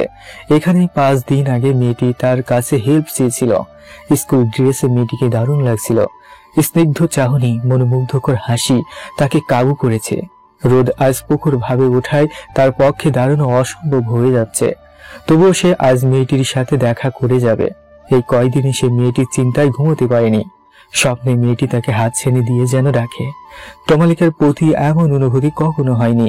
শীতকাল হওয়ার পরও গরমটা অন্য দিনের চেয়ে বেশি। ঘেমে সে একাকার হয়ে যাচ্ছে। ঘড়িতে 9:35 বাজতে সে তাকিয়ে দেখে তার কাঙ্ক্ষিত মেয়েটি স্কুলে ঢুকছে। চোখে হালকা কাজল, ঘন কালো চুলগুলো বেনি করা। আবিব তাড়াতাড়ি পা ফেলে মেয়েটির কাছে আসে। তাকে আজ তার মনের কথা বলবেই। তমা আপু আচার মুখে দিয়ে বলেন, রাতে মাহিন নেড়ে উড়ো চিঠি দিলে কেমন হয়? তমার কথাগুলো রাধিকার কর্ণকুহরে প্রবেশ করতেই সে ফিক করে হেসে দিয়ে বলল, তুমি চিঠি দেবে? তমা কৃত্রিম ধমক দিয়ে বললে, আমি দিব কেন, তুই দিবি। দেখি বেটা চিঠি পেয়ে করেটা কি। রাধিকা ঢোক গিলে বললে, আমি ভাইয়া জানলে বকা দেবে। তুই চিন্তা করিস না, আমি আছি তো। এটা তো শুধু মজার ছলে আমরা করছি। আমি নাই আপু, তুমি দাও। এত কথা বলিস না, যা কলম খাতা নিয়ে আস। রাধিকা অবাক হয়ে কলম খাতা এনে তোমার সামনে রেখে বললে, আপু তুমি লেখো। আমার লেখা মাহিন বুঝে ফেলবে, তার চেয়ে বরং তুই লেখ। রাধিকা কলম হাতে নিয়ে বলল, কি লিখবো বলো। তোমা পুনরায় আছার মুখে দিয়ে বলে ওঠে, প্রথমে লেখ প্রিয় মন্টুলাল। রাধিকা তোমার কথা শুনে গড়িয়ে হাসতে লাগলো। তোমা পুনরায় ধমক দিয়ে বললে, শুধু হাসাহাসি করিস কেন, যা বললি লেখ। রাধিকা হাসতে হাসতে লেখলো, প্রিয় মন্টুলাল। এবার লেখ, তোমার আলুর মতো চেহারা দেখে আমি ক্রাশ খাইছি। হিরো আলমের পরে এই প্রথম তোমাকে ভালো লাগছে। তুমিও হিরো আলমের চেয়ে কম না, তাই তোমাকে আমি হিরো মাহিনের বলে ডাকবো। রাধিকা হাসি কন্ট্রোল করতে পারছে না, হাসতে হাসতে শুয়ে এসে পড়ে। তোমার আচারের কৌটা পাশে রেখে বলল, হাসাহাসি বন্ধ করে লেখা শুরু কর, আর শেষে লিখবি ইতি তোমার জান্টুলালি। রাধিকার হাসি থামার নাম গন্ধ নেই। সে পেট চেপে হাসতে লাগলো। বহু কষ্টে হাসি কন্ট্রোল করে চিঠি লেখা শেষ করে। তোমার চিঠি ভাঁজ করে বলল, যা এটা মাহিনের রুমে রেখে আস। যদি কেউ দেখে ফেলে? কেউ দেখবে না, চিঠি রেখে আমার কাছে আবার আসিস। রাধিকা গুটিসুটি পায়ে মাহিনের রুমে চিঠি রেখে আসে। এই কয়দিনে তোমার রাধিকার খুব কাছের একজন হয়ে উঠেছে। কেউ দেখে বলবে আপন বোন। রাধিকা পড়ায় তোমার কথা শুনে হাসে। সে কখনো তোমার মতো হাসি খুশি মেয়ে দেখেনি। নিজেও হাসবে, অন্যকে ভাসাবে। রাধিকা স্কুল থেকে ফিরেই তোমার কাছে বসে থাকে। তোমা উঠে বসতে রসিকতা বলে সবাইকে হাসাবে। থমা পুকুরে পা ঝুলিয়ে বলল, কিরে চিঠি রাখছিস? রাধিকা আলতো করে মাথা নেড়ে বলল, রাধিকা থমা পাশে বসে বলল, মাহিন ভাইয়া চিঠি পড়ার পর চেহারা কেমন হবে তা ভাবতেই হাসি পাচ্ছে। হাসাহাসি বন্ধ কর। শুন, কাল শুক্রবার, তাই ভাবছি ঘুরতে যাব। তুই যাবি? যাব, কতদিন ধরে ঘুরি নাই। মিমকে নিব না। ওর ভাব দেখেছিস? এমন ভাবনায় মনে হয় কোটিপতি। আর মাহিনেরও নিব না। তুই আর আমি যাব। ভাইয়া আবার কি করলো? মাহিন প্রচুর কিপন, একটা টাকাও বের করানো যায় না। শুধু শুধু অতিরিক্ত ঝামেলা নিব কেন? রাধিকা ভুরু কুঁচকে বলল, ভাইয়া অতিরিক্ত ঝামেলা? তা নয় তো কি, তোর এত মায়া কেন? না না, মায়া হবে কেন, এমনি বলছিলাম। সূর্য অস্তমিত হওয়ার সাথে সাথে দিগন্তের শেষে রক্তিম লালিমাটা দারুণ রূপ নিয়েছে। মাগরিবের আজান বহু আগেই থেমে গেছে। সবাই যার যার ব্যস্ততায় সমাপ্ত ঘটিয়ে গন্তব্যের দিকে পা দিয়েছে। মাহিন আজ খুব তাড়াতাড়ি বাসায় ফিরে। সারা দিন ক্লান্তিতে তার মুখে ক্লান্তি ও বিরক্তি মাখা রেশ লেগে আছে। বাসায় পৌঁছে শুয়ে পড়ে। সকাল থেকে তার গায়ে জ্বর তীব্রভাবে আক্রান্ত করছে। নিজের শরীরের প্রতি সে বেখেয়ালি। সকালে বিষয়টা নিয়ে পাত্তা না দেওয়ায় এখন তার পরিণাম ভোগ করতে হচ্ছে। কপালে হাতটা রেখে ঘামাক্ত শরীর নিয়ে ঘুমোতে প্রয়াস চালায়। চোখ যখন ঘুমের দেশে হারাতে যাচ্ছে, তখন কিছুর আওয়াজে চোখগুলো ঘুম হারায় হয়ে নির্ধারিত জায়গায় ফিরে আসে। বিরক্তি নিয়ে মাথা উঁচু করে দেখে তার মা বলছে, অফিস থেকে ফিরে শুয়ে পড়লি কেন? মাহিন ক্লান্তিময় কণ্ঠে বলে ওঠে, প্রচন্ড জ্বর উঠছে মা, তাই এত ডাকাডাকি না করে ঘুমোতে দাও। মাহিনের মা মাহিনের কপালে হাত দিয়ে বললেন, জ্বরে তো শরীর ফুরে যাচ্ছে, উঠে ফ্রেশ হ, আমি খাবারের ঔষধ আনছি। মাহিনের তন্দ্রায় কিছুই বলতে পারছে না। তন্দ্রার সাথে নিদ্রাও হানা দিচ্ছে। মাহিনের মা চলে গিয়ে খাবার আর ওষুধ নিয়ে আসেন। পূর্বের ন্যায় মাহিনকে শুয়ে থাকতে দেখে চটে গিয়ে বললেন, এভাবে শুয়ে থাকলে জ্বর কমবে না, উঠে ফ্রেশ হ। বড় তো কম হোসনি, এখন ছোটবেলার স্বভাব যায়নি। মা জাতি এমন যে সন্তানের কিছু হলে কানের কাছে শুধু ঘ্যানর ঘ্যানর করে। মা জাতি এমন যে সন্তানের কিছু হলেই কানের কাছে শুধু ঘ্যানর ঘ্যানর করে। মাহিন নিজের জিদের কাছে ব্যর্থ হয়ে উঠতে হলো। ফ্রেশ হয়ে হালকা কিছু খেয়ে শুয়ে পড়ে। মাঝরাতে জ্বর কিছুটা কমে। জ্বর কমলে ঘুম তার ভেঙে যায়। বিছানার এপাশ ওপাশ করে বিরক্ত নিয়ে উঠে পড়ে। তার কফি খেতে তীব্রভাবে ইচ্ছে হচ্ছে। আস্তে আস্তে রাধিকা রুমের কাছে এসে দরজায় টোকা দেয়। রাবিয়া সারাদিনের ক্লান্তিতে বেজায় ঘুমানোর কারণে শব্দটা তার কানে যায়নি, কিন্তু রাধিকার কানে ঠিকই যায়। কে হতে পারে ভাবতে ভাবতে দরজাটা খুলে মাহিনকে দেখে বলল, কিসের জন্য ডাকছেন? মাহিন প্রতি উত্তরে বলে, কফি বানিয়ে ছাদে নিয়ে আসো। কথাটা বলে মাহিন স্থান ত্যাগ করে রাধিকা কিচেনে কফি বানাতে চলে যায়। কিছু সময় পর কফি নিয়ে সে ছাদে উপস্থিত হয়। মাহিন কফি নিয়ে এক ঢোক গিলে বলল, তোমার মাথায় সব উদ্ভট চিন্তা কি ঢুকিয়েছে? রাধিকা আগা থেকে মাথা অব্দি কিছু না বুঝায় প্রশ্ন করে। বুঝলাম না আপনার কথা। মাহিন চিঠিখানা রাধিকার সামনে দিয়ে বলল, এগুলো মানে কি? আমার সাথে ফাজলামি কোন সাহসে করো? রাধিকার ভয়ে পান যায় যায় অবস্থা। ভয়ে সে কাঁপতে লাগলো। মাহিনকে দেখেই বোঝা যাচ্ছে সে বেশ রেগে আছে। এখান থেকে পালিয়ে গেলে সে বাঁচে। সে সুযোগ খুঁজছে পালানোর জন্য। যখনই দৌড় দিবে তখন মাহিন তার হস্ত বাস পাখির ন্যায় চতুরতায় খপ করে ধরে ফেলে। রাগান্বিত হয়ে বলে ওঠে, পালাচ্ছ কেন? স্টুপিডের মতো কাজ করছো কেন? রাধিকা হাতটা ছাড়ানোর জন্য মুছতে লাগলো। মাহিন তাতে আরো শক্ত করে ধরে বলল, চুপচাপ দাঁড়িয়ে উত্তর দেবে না চড় খাবে? কিভাবে সাহস হয় তোমার? ভেবেছো আমি তোমার হস্তলেখা বুঝতে পারবো না? রাধিকা শুকনো ঢোক গিলে কাঁপা কাঁপা কণ্ঠে বলে ওঠে, আমি কিছু করিনি, তমা আপু লিখতে বলছে। তমা বললেই লিখবে? আর আমাকে হিরো আলমের সাথে মিলিয়েছো? তোমার কি আমাকে হিরো আলম লাগে? রাধিকা ডানে বামে মাথা নেড়ে না। মাহিন পুনরায় বললে ওঠে, এতই যখন হিরো আলমকে পছন্দ তাহলে কাল তার কাছে রেখে আসবো। তোমার মতো সুন্দরী মেয়ে পেয়ে সেও খুব খুশি হবে। তুমিও তো রাজি আছো যেতে। ভাই হিসেবে আমার উপর কর্তব্য হলো তোমাদের মিলিয়ে দেওয়া। না না, এমনটা করবেন না। আমি এসব লিখতে যাইনি, আপু জোর করিয়ে লিখিয়েছে। তা বললে হবে না, তোমাকে দিয়ে আসবোই। মাফ করে দিন, জীবনে এমন করব না। এই আপনাকে ছুঁয়ে বলছি। ঘুমাতে যাও, কালকে বিষয়টা দেখছি। শুক্রবার হওয়ায় সবার ঘুম থেকে উঠতে দেরি হচ্ছে, কিন্তু বুয়ারা ঘুমিয়ে নেই। তারা প্রতিদিনের রুটিন মাফিক সকাল সকাল চুলায় আগুন ধরালো। ঘড়িতে 8টা বাজে। এত বেলা হওয়ার পরও বাড়িতে নীরবতা বিরাজ করছে। সেই নীরবতা বেশি সময় টেকেনি। মিমের চিৎকারে সবাই জাগ্রত হয়। রাধিকা তার সামনে ফুপিয়ে ফুপিয়ে কান্না করছে। রানু চোখ ডুলতে ডুলতে বলল, মিম তাসল্যের সাথে বলে ওঠে, বাড়িতে যে দুধকলা দিয়ে চোর পালছো সেদিকে কি তোমাদের হুঁশ আছে? রানু রাধিকার দিকে সন্দিহান দৃষ্টি দিয়ে বলল, রাধিকা ছাড়া কে হবে? গ্রামের মেয়ে কোনো কিছু দেখলে লোভ সামলাতে পারে না। এই জন্য আমি আগে থেকেই বলেছি তাদেরকে বাড়ি থেকে বের করো, কিন্তু কেউ আমার কথা শুনিয়েনি। এবার বুঝো মজা। তাদের মা মেয়ের চিৎকারে সবাই জড়ো হয়। মাহিন বুকে হাত বেঁধে পুরো কাহিনী বোঝার চেষ্টা করছে। রাবিয়া রাধিকার গালে থাপ্পড় দিয়ে বলল, তুই এসব কার কাছ থেকে শিখেছিস? নিজে তো আগে আমাকে সুখে থাকতে দিলি না, এখন নতুন করে আরেকটা অশান্তি সৃষ্টি করেছিস। রাধিকার কান্না যেন থামার নাম নেই। সে কান্না কণ্ঠে বলে ওঠে, বিশ্বাস করো মাম্মা, আমি চুরি করিনি। আর কি চুরি হয়েছে তা জানি না। মিম তাসলের সাথে বলল, বাহ বাহ, চুরি করে এখন বলছো জানি না। কি চুরি হয়েছে? মাহিন তাদের কথার মাঝে ঢুকে বলল, আগে বল কি চুরি হয়েছে? অকারণে কাউকে নাদোষের প্রমাণ দেখা। মিম যেন উঁচু করে দেখিয়ে বলল, এই পেন রাধিকা চুরি করেছে।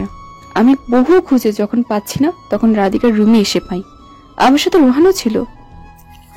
মাহিন সামান্য বিষয়ে এত চেঁচামেচিতে অনেক বিরক্ত হয়। এটা নিয়ে কেউ বুঝে চিল্লাপাল্লা করে। সকাল সকাল সামান্য বিষয়ে ঘুম জাগ্রত হওয়ায় মাহিন রাগান্বিত হয়ে বলল, সামান্য বিষয়ের জন্য এত চেঁচানোর কি আছে? সামান্য বিষয়ে পাত্তা না দিলে দেখবে একদিন ঘরের সব নিয়ে মামি পালিয়েছে। মিমের কথায় রাধিকা প্রতি উত্তরে বলে, আমরা গরিব হলেও চোর না। আমার রুমে পেয়েছো তার মানে এই না আমি চোর। আমি তোমার কলমেই প্রথম দেখছি। রানু রাধিকাকে ধমক দিয়ে বলল, তো আমার সম্পূর্ণ ঘটনা দেখে এতক্ষণ বুঝতে পেরে বলল, এই পেন নিয়ে এত ঝামেলার কি দরকার? আমি পেনটা দিয়ে লিখেছিলাম। ফোনে কথা বলতে বলতে রাধিকার রুমে আসে, ভুলে সেখানে রেখে আসি। মাহিন স্বস্তির নিঃশ্বাস নিয়ে বলল, রাধিকাকে বিনা অপরাধে দোষী সাব্যস্ত করার জন্য মা মেয়ে দুজনেই মাপ চাও। রানু ভেংচি কেটে বলল। তমা মিমের কাছে এসে বলল, তুই তো ভালোই বুঝিস, তাহলে শুধু শুধু রাধিকাকে চোর বানালি কেন? দেখো আপু, ভুলটা এখানে আমার না। হারানো জিনিস যার কাছে পাওয়া যায় তাকে চোর বলাটা স্বাভাবিক। মিম এতটুকু বলে আগে ফুলতে ফুলতে স্বস্থান পরিত্যাগ করে। কতদিন পর সে রাধিকাকে চোর বানানোর প্রমাণ পেয়েছে, কিন্তু শেষে এসে এলোমেলো হয়ে গেল। পরন্তু বিকেলে সূর্যের তেজ কমায় রাধিকা আর তমা মার্কেটে যায়। রাধিকা সারাদিন মন মরা হয়ে থাকায় তোমার বিষয়টা ভালো লাগেনি, তাই আনন্দ দেওয়ার জন্য শপিং করতে বের হয়। রিক্সা থেকে নেমে ভাড়া মিটিয়ে সামনে তাকাতেই আবিবকে তাদের সামনে আবিষ্কার করে। আবিবকে দেখে রাধিকা তোমার হাত শক্ত করে ধরে বলল, আপু দেখো, এই ছেলেটা কিছুদিন ধরে আমার ডিস্টার্ব করছে। তমা আবিবকে দেখে আশ্চর্যান্বিত হয়। আবিব তোমাকে দেখে সেও বাকরুদ্ধ হয়ে যায়। তমা রাধিকার হাত ছাড়িয়ে সামনের দিকে পা বাড়ায়। রাধিকা দৌড়ে তোমার কাছে এসে বলল, আমাকে কেন রেখে আসছো? তমা কখনো ভাবেনি তার সুখ রাধিকার জন্য চলে গেছে। এই মুহূর্তে সে রাধিকাকে দেখে তার শরীর রাগে জ্বলে যাচ্ছে। রাধিকা কিছুই বুঝতে না পেরে বলল, আপু ছেলেটাকে কিছু বলো, আমার দিকে এখনো কিভাবে তাকিয়ে আছে। তোমার রাগ কন্ট্রোল করার প্রয়াস চালাচ্ছে, কিন্তু তা যেন আরো তীব্র হচ্ছে। দাঁতে দাঁত চেপে বলে, বড় তো কম হোসনি, এখন নিজের বিষয় নিজেই সামলাতে শেখ। রাধিকা অকম্মাত তোমার রাগের কারণ বুঝতে পায়নি। তমা আপুর সাথে রাধিকা বাসায় ফিরে আসে। রাস্তায় তিনি রাধিকার সাথে তেমন কথা বলেনি। রুমে ঢুকতেই তার আম্মুর পাশে একজন মহিলাকে দেখে খুব চেনা চেনা লাগছে। রাবিয়া রাধিকাকে দেখে বলে ওঠে, রাধিকা, এটা তোর ছোট চাচি। এতদিন পর চাচিকে দেখে রাধিকা ওনার জড়িয়ে ধরে বলল, এতদিন পর বুঝি আমাদের কথা মনে হলো, তোমার সাথে কথাই বলবো না। শেফা রাধিকার থুতনি ধরে বলল, তো রাগ করিস না, আমি অনেক চেষ্টা করেছি তাদের সাথে যোগাযোগ করতে। মোটেও না, তোমরা আমাকে ভালোই বাসো না। কে বলেছে তোমাকে আমরা ভালোবাসি না? ভালোবাসি বলেই তোমাকে নিতে এসেছি। পুরুষ নালী কণ্ঠ পেয়ে রাধিকা দরজার দিকে তাকিয়ে দেখে তার বড় চাচা। এতদিন পর আপন মানুষগুলো দেখে রাধিকা কেঁদে দেয়। শেফা রাধিকার মাথায় হাত দিয়ে বলে, মেয়ের কাণ্ড দেখছো, এত বড় হয়েও কাঁদছে। রমজান রাধিকার চোখের জল মুছে বলেন, কান্না করছিস কেন? আর তোকে এখানে রাখবো না, আমরা তোদের নিতে এসেছি। আর তোকে এখানে রাখবো না, আমরা তোদের নিতে এসেছি। এতদিন ধরে তোরা কোথায় থাকিস তা খুঁজতেছি, কিন্তু প্রতিবারই ব্যর্থ হয়েছি। রাবিয়া মুখে এক রাশ হাসি নিয়ে বলেন, রাধিকা, জামা কাপড় ব্যাগে ঢুকা, আমরা আজকেই চলে যাব। রাধিকা তার চোখের জল মুছে উৎফুল্ল হয়ে বলে, সত্যি চলে যাব? আমার কাছে স্বপ্ন লাগছে, কতদিন ধরে কাউকে দেখিনি। হ্যাঁ, তোর জন্য সবাই অপেক্ষা আছে। তুই চলে আসার পর সবাই খুব তোকে মনে করেছে। রাধিকা বিলম্ব না করে ব্যাগ গোছাতে চলে যায়। গ্রামের বাড়িতে যাবে সে। আনন্দে তার চোখ দিয়ে বারে বারে জল গড়িয়ে পড়ছে। রাবিহ মেয়ের আনন্দ দেখে নিজেকে অপরাধী লাগছে। তিনি যদি শহরে না আসতেন তাহলে এতদিন তার মেয়ের কষ্ট ফেতনা হতো না। সবার কাছ থেকে বিদায় নিয়ে রাধিকা তোমার কাছে আসে, তোমাকে দেখে জড়িয়ে ধরে বলে, আপু চলে যাচ্ছি, তোমাকে খুব মনে পড়বে। রাধিকার প্রতি রাগ থাকলেও তমা তার কাছে চলে যাওয়া শুনে কেঁদে দেয়। রাধিকার মাথায় হাত বুলিয়ে বলে, তোর কথা মনে পড়বে। রাস্তায় ছেলেটাকে কিছু না বলার জন্য আমাকে মাফ করে দিস। আপু এসব কি বলছো? বড় অপরা কি ছোটদের কাছে ক্ষমা চায়? আমি কিছু মনে করিনি। তুই সত্যি অনেক ভালো। তুমিও আপু। রাধিকা তোমার কাছ থেকে ফিরে এসে মাহিনের রুমে উকি দেয়, কিন্তু সেখানে মাহিনকে না পেয়ে যখন চলে আসবে তখন পুনরায় রুমটার দিকে দৃষ্টি দেয়। তার সবার থেকে মাহিনকে ছেড়ে যেতে খুব কষ্ট হচ্ছে। তাকে সর্বদাই যে মাহিনী সাপোর্ট করত, তার ইচ্ছে পূরণ করত, তার সমস্যা না বললেও মাহিন কিভাবে যেন জেনে যেত। মাহিনের রুমে কিছুক্ষণ দাঁড়িয়ে চলে আসে, তোমার কাছে গিয়ে বলে, আপু মাহিন ভাইয়াকে একটু ফোন দেবে? সবাইকে বলেছে, তাকে বলিনি। তমা মাহিনকে ফোন দিয়ে বলে। ধন মাহিন ফোন করেছে। রাধিকা ফোন নিয়ে চুপচাপ দাঁড়িয়ে থাকে। কি বলে বিদায় নিবে সে ভাষা তার নেই। মাহিন ওপাশ থেকে শুধু হ্যালো হ্যালো করেই যাচ্ছে। রাধিকা শীতল কণ্ঠে বলল, হ্যালো। রাধিকার কণ্ঠ শুনে মাহিন স্তব্ধ হয়ে যায়। কখনো ভাবেনি রাধিকা তাকে ফোন দিবে। এই মুহূর্তে তার কাছে যেন লাগছে পৃথিবীটা থেমে গেছে। চারপাশের কোনো শব্দ যেন মাহিনের কানে আসছে না, শুধু রাধিকার হ্যালো শব্দটি প্রতিধ্বনি হচ্ছে। নিজের ঘোর কেটে বলল, কিসের জন্য ফোন দিয়েছো? ভাইয়া, আমরা চলে যাচ্ছি, কাকা ও কাকি আমাদের নিতে এসছে। মাহিন কখনো ভাবেনি রাধিকা ফোন করে এমন কথা বলবে। তার কণ্ঠ হচ্ছে বড্ড কষ্ট হচ্ছে, তার বড্ড কষ্ট হচ্ছে। এই বিচ্ছেদের দিনে কি সে তার পুষ্পপরীকে বিদায় দিতে পারবে? তার রাধিকার বিদায়ের কথা বিশ্বাস হচ্ছে না। নিজের কণ্ঠ স্বাভাবিক করে বলল, মিথ্যা বলছো আমার সাথে? না ভাইয়া, আচ্ছা তাহলে রাখি, সময় হয়ে যাচ্ছে। মাহিন কিছু বলতে চাইলে দেখে ফোনটা কেটে গেছে। পুনরায় ফোন দিলে তমা ধরে। তোমাকে সত্যটা জিজ্ঞাসা করলে সে বলে, সত্যি রাধিকা চলে যাচ্ছে। কেন যেন তার বিশ্বাস হচ্ছে না তার প্রিয়সীর বিচ্ছেদ। এই বিচ্ছেদে দেখে কি তাকে এক পলকের জন্য দেখতে পাবে না? তার পুষ্প পরি কি ভোরের শিশিরের মতো তার কাছে ক্ষণিকের জন্য হয়ে এসেছে? ভোরের শিশিরের মতো এক পলক দৃষ্টিগোচর হয়ে দাঁড়িয়ে যাবে? তার কি আবার ভোরের অপেক্ষা করতে হবে? কিন্তু সে কোনো অপেক্ষা করতে চায় না। এই অপেক্ষা যে কত লোককে প্রতি মুহূর্তে কষ্ট দিয়েছে তা বলাই বাহুল্য। মাহিন বিলম্ব না করে ছুটে চলে রেল স্টেশনের দিকে। রাধিকা ট্রেনের জানালার কাছে বসে তার দৃষ্টি বাহিরে দেয়। যদি এত মানুষের ভিতরে ভিতরে মাহিনকে দেখতে পায়। চড়ুই পাখির মতো রাধিকার বুক ক্ষণে ক্ষণে কেঁপে উঠছে। শুধু এক পলক যদি মাহিনকে দেখতে পারত। এটা কি মায়া না ভালোবাসা, সেটা রাধিকার কিশোরী মন বুঝতে পারছে না। সে এতটুকুই বুঝতে পারছে তার কষ্ট হচ্ছে। মাহিনকে ছেড়ে যেতে তার মন ভেঙে যাচ্ছে, তার আঁখিতে জল এসে যাচ্ছে। যখন শুনলো ট্রেন ছাড়তে 5 মিনিট বাকি, সে পুনরায় বাইরে দৃষ্টি দেয়। এই শহরে যেন তার মূল্যবান বস্তু রেখে যাচ্ছে। সেটা কি রাধিকা সেটা জানে না, শুধু মনে হচ্ছে কিছু একটা ফেলে এসেছে। রাধিকা তার মাকে প্রশ্ন করলো, আম্মা সব নিয়েছো? তার মা ছোট করে উত্তর দিল, সব নিছি। রাধিকা মায়ের এতটুকু উত্তরে সন্তুষ্ট হয়নি। তার মানে হচ্ছে কি যেন নেওয়া হয়নি। মাহিন স্টেশনে এসে উদ্ধান্তের ন্যায় রাধিকাকে খুঁজতে লাগলো। কোথাও তার কাঙ্ক্ষিত মানুষটিকে সে পাচ্ছে না। কণ্ঠে তার আঁখি দিয়ে কড় ফোটা নোনা জল গড়িয়ে পড়ল। তার চিৎকার করে কান্না করতে ইচ্ছে করছে। ট্রেনের এক জানালার দিকে দৃষ্টি দিতে তার চোখ স্তব্ধ হয়ে গেল। এই তো তার কাঙ্ক্ষিত মানুষ, এই তো সেই পুষ্পপরী যে কোনো এক বিকেলে তার বাগানে ফুটেছিল। এই তো সেই ঘুমন্ত পরী যার ঘুমন্ত মুখ দেখে সে রাত পার করেছে। আজকে তার বাগান পরিশূন্য হয়ে যাবে। বিচ্ছেদের দিন রাধিকার গায়ে কালো কাপড় মাহিনকে আরো ব্যথিত করেছে।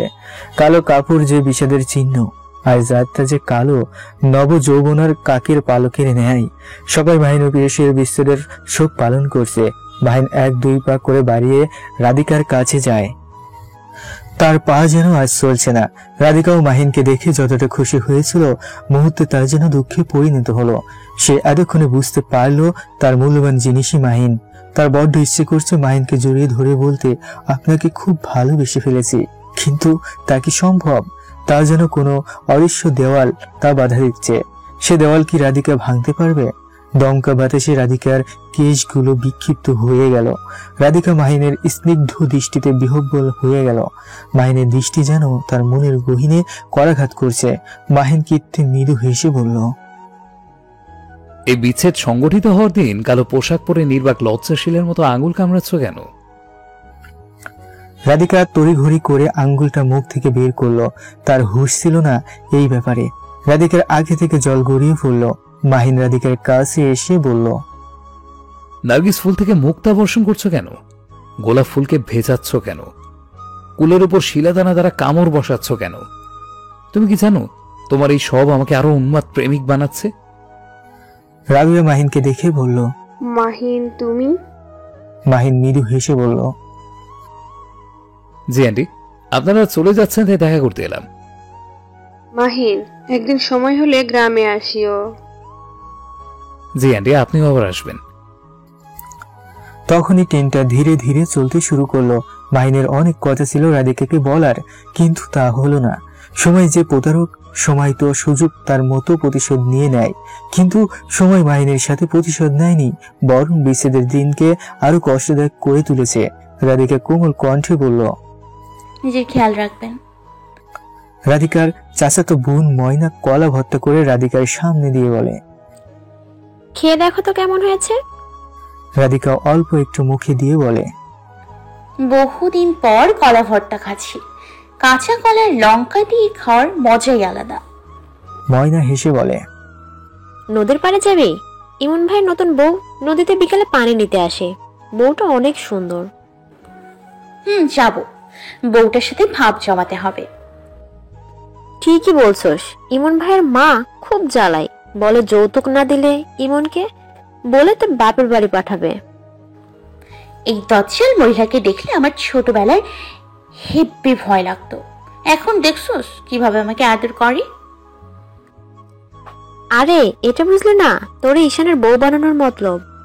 বললেই হলো, এই ঈশাদকে দেখলে আমার রাগ হয়। ঢাকা থেকে আসার পর থেকে আমার পিছু নিয়েছে। আচ্ছা চল গোসল করে আসি। রাধিকা তার আপন মনে চাঁদনি রাতে একা একা উঠোনে বসে আছে। মাহিনের কথা মনে হতেই তার কান্না আসে। কতদিন গত হয়েছে সে মাহিনকে দেখেনি। স্টেশনে মাহিনের বিষণ্ণ মাখা মুখ শুধু চোখের সামনে ভেসে ওঠে। রাধিকা বাড়ির প্রবেশদ্বারে দৃষ্টি দিয়ে দেখে কোনো পুরুষের অবয়ব। তার কলিজা কেঁপে ওঠে। এত রাতে কে? এলাকার খারাপ ছেলে না তো? ময়নার কাছে সে শুনছে অনেক দিন ধরে কিছু ছেলে বাড়িতে ঢুকে মেয়েদের সাথে উল্টোপাল্টা কিছু করতে চায়। রাধিকা আসার পর থেকে এইসব ছেলেদের নজর এখন তার দিকে পড়েছে। এই পুরুষদের অবয়বটা ধীরে ধীরে তার দিকে আসতে থাকে। রাধিকা ভয়ে হাত পা কাঁপছে, তার পা যেন চলছে না। রাধিকার ভয়ে প্রাণ যায় যায় অবস্থা। চাঁদের আলোতে পুরুষের অবয়বের মুখটা ভেসে উঠল। রাধিকা দৌড়ে গিয়ে জড়িয়ে ধরে, ফুপিয়ে কেঁদে বলে, আপনি এসেছেন? জানেন আপনাকে কত মিস করেছি।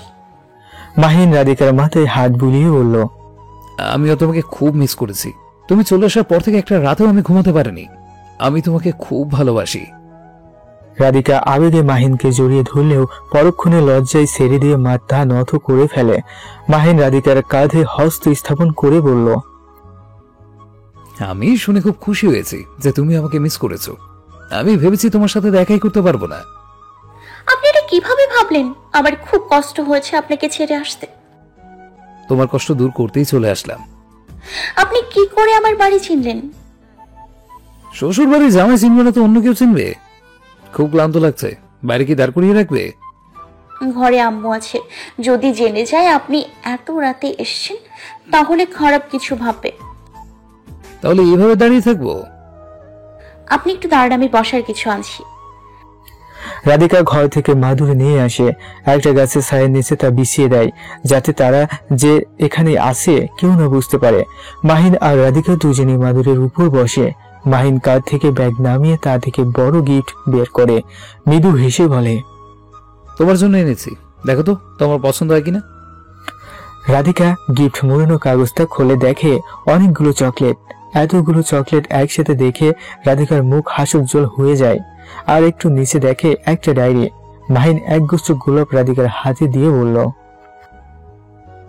এই সবগুলো তোমার। আমার প্রতি রাগ অভিমান আমাকে দেখতে ইচ্ছে হলে এই ডায়েরিটাতে তা লিখবে। আমি একদিন সময় মতো পড়ে নেব। রাধিকা উৎফুল্ল হয়ে বলে, আগে কেন বলেন নাই আপনি আমাকে ভালোবাসেন? ভেবেছিলাম তুমি বড় হলে বলবো, আমি জানতাম না তার আগে তুমি চলে আসবে। মাহিন রাধিকার বিক্ষিপ্ত চুলগুলো কানে গুজে বলল, দূর থেকে ভালোবাসাটা গাঢ় থাকে। আমি তোমাকে মনে করবো আর তুমি আমাকে। দুজন দুজনকে ভালোবাসবো, কিন্তু কেউ কাউকে দেখতে পাবো না। দুই ধারের শস্যক্ষেত্রের মাঝখান দিয়ে সংকীর্ণ পথ ছাদের আলোয় আলোকিত হয়ে আছে। চারপাশ থেকে ইরি ধানের ঘ্রাণ তীব্রভাবে আসছে। ধানের মনোমুগ্ধকর ঘ্রাণে চারপাশ মোহিত। হালকা বাতাসে ধানের গুচ্ছগুলো দুলছে, চাঁদের কিরণে তা স্বর্ণের মতো চমকাচ্ছে। হাওরের বালিগুলো চাঁদের কিরণে রৌপ্যের মতো চিক চিক করছে। গাছে গাছে ঝিঝি পোকার শব্দ যেন আরো মুগ্ধকর। ছিন্ন বিচ্ছিন্ন মেঘগুলো ভাসতে ভাসতে দূরে হারিয়ে যাচ্ছে। আড়ালিয়া গ্রামের নদীতে মাঝে স্টিমার যাওয়ার শব্দ আসছে। নদীর ঢেউ শব্দগুলো কল কল করছে। এই সব যেন প্রকৃতির পক্ষ থেকে মাহিন আর রাধিকার জন্য উপহার। রাধিকার কোলে মাথা রেখে মাহিন শুয়ে আকাশ পানে তাকিয়ে আছে। রাধিকা আলতো করে মাহিনের চুলে হাত বুলাচ্ছে। মাহিন রাধিকার দিকে দৃষ্টি দিয়ে বলে, শহরের আলোতে চাঁদটাকে আমার কাছে কৃত্রিম লাগে। প্রকৃতির মাঝে চাঁদে এত সুন্দর তা আজ না দেখলে জানতামই না। পরিবেশটা আজ খুব সুন্দর। আকাশে চাঁদ, চারপাশে ধানের মন কেড়ে নেওয়ার ঘ্রাণ, বাতাসের তাণ্ডব, পানির ধ্বনি, সব যেন আমার আর তোমার জন্য আয়োজন। সত্যি আজকের আবহাওয়াটা অন্য দিনের চেয়ে অন্যরকম। মাহিন ঘড়ি দেখে তাকিয়ে দেখে রাত 3টে বেজে চুই চুই। রাধিকার হাতে আলতো করে চুমু দিয়ে বলে, ভোর হয়ে যাচ্ছে, বাসায় যাবো না? আজ তাহলে আসি। রাধিকা উদ্ভ্রান্তের ন্যায় বলে ওঠে, প্লিজ আর একটু থাকেন, ফজরের আজান দিলে যান। হগলি, পাগলামি করছো কেন? এখন গিয়ে ঘুমিয়ে পড়ো। এখান থেকে আমার অফিসে যেতে হবে তো। আজ অফিসে না যান, আমার জন্য আর একটু থাকেন। পাগলামি কেন করছো? আমি পাগলামি শুরু করলে আমি আটকাতে পারবে? এত কিছু বুঝছি না, আপনি আরো পরে যাবেন এটাই কথা। মাহিন শোয়া থেকে উঠে রাধিকার কপালে উষ্ণ চুমু দিয়ে বলে, পাগলি একটা। আচ্ছা, আমায় যেতেই হবে। বেশি পাগলামি করলে কিন্তু আমার সাথে নিয়ে যাব। রাধিকা মিয়ে বলে, আবার কখন আসবেন? কাল আবার আসবেন তো? এভাবে প্রতিদিন আসলে তোমার মা সন্দেহ করবে। তার চেয়ে বরং 1 মাস পর পর আসবো। না না, 1 সপ্তাহ পরে আসবেন। মাহিন রাধিকার পাগলামি দেখে মৃদু হেসে বলে, ওকে, আসবো। ডায়েরিতে আমার নাম্বার আছে, সুযোগ হলে ফোন দিবে। মাহিন দাঁড়িয়ে বলে, আসি তাহলে। নৌকা পাই কিনা আল্লাহ জানে। আসার সময় মাঝেই 5 টাকা জায়গায় 200 টাকা নিয়েছে। নিবেই তো, রাতে বেশি নাই। তবু এত টাকা কেউ নেয় না। মাহিন কথাটা বলে তাকিয়ে দেখে রাধিকার চোখে জল। রাধিকার চোখের জল মুছে বলে, পাগলি, আমি তো আবার আসবো। মাহিন আলতো করে ঠোঁটে পরশ রাধিকার কপালে লাগিয়ে পা বাড়ালো। আবিব অগ্নি বর্ণ চোখে তোমার হাত ধরে বলল, রাধিকাকে কোথায় পাঠিয়েছো? আমি ভালোভাবে উপলব্ধি করতে পারছি রাধিকাকে সরানো তোমার আইডিয়া। বলো, আমার রাধিকা কোথায়? আমার বই গেছে তাকে সরাতে। তোমার সাথে ওরে দেখার পর আজ পর্যন্ত একবারও তাকে দেখিনি। তুমি কিছু একটা করেছো। তো রাধিকা তার গ্রামের বাড়ি চলে গেছে। আমি তো তোকে ভালোই বাসি না, যার জন্য জেলাসি হয়ে রাধিকাকে গোপন করব। আবিব মাথা ঝাঁকিয়ে বলল, আমি আজ না হয় কালের ভিতরে রাধিকাকে বিয়ে করব। তোমা ক্ষিপ্ত হয়ে বলল, যা ইচ্ছে তাই কর। আবিব দৃঢ় সংকল্প করে আজকের ভিতরে রাধিকার গ্রামের বাড়ির ঠিকানা বের করে বিয়ের প্রস্তাব দিবে। সে রাধিকাকে চায়, যে কোনো মূল্যে সে তাকে চায়। ইমামের বইয়ের কাছে রাধিকা হেসে বলল, ভাবি কেমন আছেন? মেয়েটি লাজুকতা নিয়ে বলল, ভালো আছি, তুমি কেমন আছো? ভালো ভাবি। আপনার বাড়ি কই? তুমি কি রাবে আন্টির মেয়ে? জি। তোমার কথা মায়ের মুখে খুব শুনেছি, আজ দেখলাম। আচ্ছা ভাবি, তাহলে আসি। আসো, আবার আসিও কেমন? রাধিকা মাথা নেড়ে হেমতির সাথে চলে আসে। হেমতিকে নিয়ে তার রুমে ঢুকে বলে, হেমতি তো ছোট থেকেই আমার বান্ধবী আর চাচাতো বোন। তোকে আজ একটা কথা বলবো। হেমতি উৎসাহের সাথে বলল, বল, কি বলবি? রাধিকা বড় করে নিঃশ্বাস নিয়ে মাহিনের সাথে তার কি চলছে সব বলল। তা শুনে হেমতি হেসে বলল, তুইও অবশেষে কাউকে ভালোবেসে ফেলেছিস? বাহ, দুলাভাইকে দেখতে হচ্ছে। তা দেখবি, তার আগে আমার কথা শোন। তুই আজ থেকে আমার সাথে থাকবি, আর তোর ফোনটা রাতে দিস একটু। হেমতি মৃদু হেসে বলল, আমার ফোন দিয়ে প্রেম করবি কেন? দুলাভাইকে বলে ফোন কিন। তুই আসলেই গাধি। আমার কাছে ফোন থাকলে একদিন না একদিন আম্মা জেনে যাবে। ভেবেছিস তখন কি হবে? তা ঠিক, কিন্তু আমি ফোন দিলে আমাকে কি দিবি? রাধিকা হেমতির গলা ধরে বলে, তুই আমার লক্ষ্মী বোন, ওর বন্ধু। আমার আর ওর বিয়ে হলে বলবো ওর বন্ধুর সাথে তোর বিয়েটা দিতে। হেমতি দুষ্ট হাসি ঠোঁটের কোণে রেখে বলল, মনে থাকে যেন। আবিব বহু কষ্টে রাধিকার ঠিকানা পায়। খুশি মনে তার মা শাকিরার কাছে গিয়ে বলে, মা তোমার তো চলেই গেছে, তাই বলছি কি আমি যে মেয়েটাকে ভালোবাসি তাকে বিয়ে করতে চাই। শাকিরা রাগান্বিত হয়ে বলে, তোমাকেও তো ভালোবাসতে, তারপরেও মেয়েটাকে কষ্ট দিয়েছো, এখন এই মেয়েটাকেও কষ্ট দিতে চাও? আবিবের মামা সাজ্জাদ শাকিরার হাত ধরে বলল, তোমার ছেলে তোমাকে ভালোবাসতো না, মেয়েটাই তোমার ছেলের পিছু ছাড়তো না, আর ওই মেয়েটাকে আবির খুব ভালোবাসে। শাকিরা ধমক দিয়ে বলে, যাই বলিস তুই, আমি এখন রাজি না। আবিব যদি একা বিয়ে করতে পারে তাহলে করুক। সাজ্জাদ ঠোঁট ভিজিয়ে বলল, তোমা মেয়েটা ভালো না, আমি নিজের চোখে দেখেছি। সে অনেক ছেলের সাথে উঠা বসা করেছে, তাই তো ভাগ্নে তাকে ডিভোর্স দিতে চায়, তাই না ভাগ্নে? আবিব তার মামার উৎপন্ন মতিত্বে খুশি হয়ে বলে, মামা, এটা মাকে আমি অনেক আগে বলতে চেয়েছিলাম, কিন্তু মা তো বলার সুযোগই দিল না। শাকিরা বেগম সরল হওয়ায় মামু ভাগ্নের কথায় প্রভাবাতীর্ণ হয়ে পড়ে। তিনি মেয়ে বলেন, আচ্ছা, কাল সকালে যাব। সাজ্জাদ হেসে বলে, বিয়ের যাবতীয় সব জিনিস নিয়ে যাব, মেয়ে তোমার পছন্দ হবেই, তাই দেখেই বিয়ে করে নিয়ে আসবো। আচ্ছা, সব বুঝলাম, কিন্তু মেয়ের বাড়ি কই? রুহি মায়ের চাচির বাড়ি যেখানে, সেখানে মেয়েটির বাড়ি। সেটা তো গ্রামে। হ্যাঁ, কিন্তু মেয়েটি অনেক সুন্দর, দেখলে তুমি পছন্দ না করে পারবে না। শাকিরা প্রতি উত্তরে কিছু বলেনি। সাজ্জাদ রহির নানি শোলে তাকে ফোনে সব বলে বলল। রাধিকার মাকে যেন তার বাসায় আসার খবর বলে। সাজ্জাদ ফোনটা রেখে আবিবকে নিয়ে মার্কেটে চলে গেল। বিয়ে শপিং করতে হবে বলে কথা। আবিব রাধিকাকে নিশ্চিত পাবে ভেবে মনে মনে হাসতে লাগলো। সে ভাবছে রাধিকার লজ্জা মাখা দৃষ্টি, মেয়ে কথা বলা।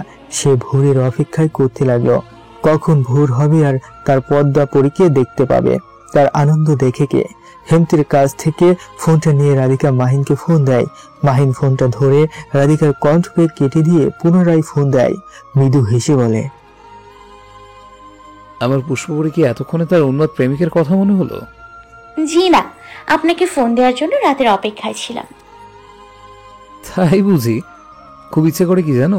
কি না বলে জানবো কি করে? সমুদ্র বিলাস করতে। তুমি বরন্ত বিকেলে নীল শাড়ি পরবে, পায়ে গাঢ় লাল টকটকে আলতা পরবে, চুলে বেলি ফুলের কাঁচরা, চোখে কালো মেঘের মতো কুচকুচে কাজল, ঠোঁটে হালকা লিপস্টিক। তখন আমি তোমার হাত ধরে সমুদ্রের বালির উপর হাঁটবো। সমুদ্রের দুষ্ট ঢেউগুলো তোমার পা ছুঁয়ে দেবে। তখনই আকাশ থেকে ঝিরঝির করে বৃষ্টি হবে। তোমার ঠোঁটগুলো শীতল বাতাসের কারণে ঠান্ডায় কেঁপে উঠবে। আমি তখন... প্লিজ থামো, আর বলতে হবে না। যখন সমুদ্র বিলাস করব তখন বাকিটা করিও। দিলে তো আমার ভাবনায় জল ঢেলে। কত সুন্দর একটা ভাবনা ভেবেছি। এই, আপনি অফিস থেকে আসছেন, ঘুমাবেন না? গত রাতে তো ঘুমাননি, আজ ঘুমান। আরেকটি কথা বলি, আবার খুব ঘুম পাচ্ছে, রাখি। মাহিন দুঃখিত মনে ফোনটা রাখলো। তার ইচ্ছে ছিল আজ সারা রাত রাধিকার সাথে কথা বলবে, কিন্তু এই ঘুম সব নষ্ট করে দিল। তার কাছে এই মুহূর্তে ঘুমকে ভিলেন লাগছে। সকালে রাধিকা ঘুম থেকে উঠে দেখে তার বাড়ি রান্নার আওয়াজ হচ্ছে।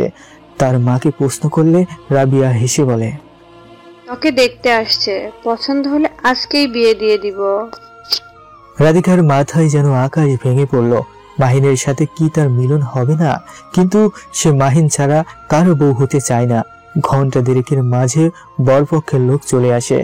আবিবকে দেখে রাধিকা ভীষণ অবাক হয়।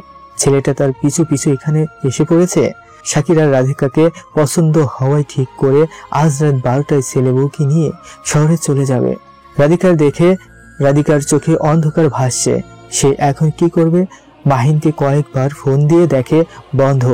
অবশেষে কি আবিরের সাথে তার বিয়েটা হয়ে যাবে? তার মায়ের খুশি দেখে সে নাও করতে পারছে না, আর সে ছাড়া তার মায়ের কেউ নেই। রাধিকা কিছু করতে পারছে না। অগত্য হলে বিষয়টা তার পড়তে হলো। সে আল্লাহর ফাইসালাকে মেনে নিল।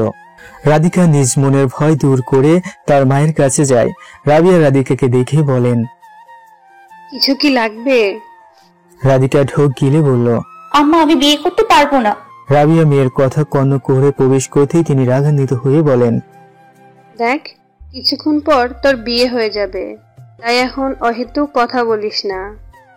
রাধিকা রাবিয়ার হাত ধরে কেঁদে দিয়ে বলে উঠল, আমি মাহিন ভাইকে ভালোবাসি। আমি ওনাকে ছাড়া কাউকে বিয়ে করতে চাই না। ভাইয়াও আমাকে ভালোবাসে।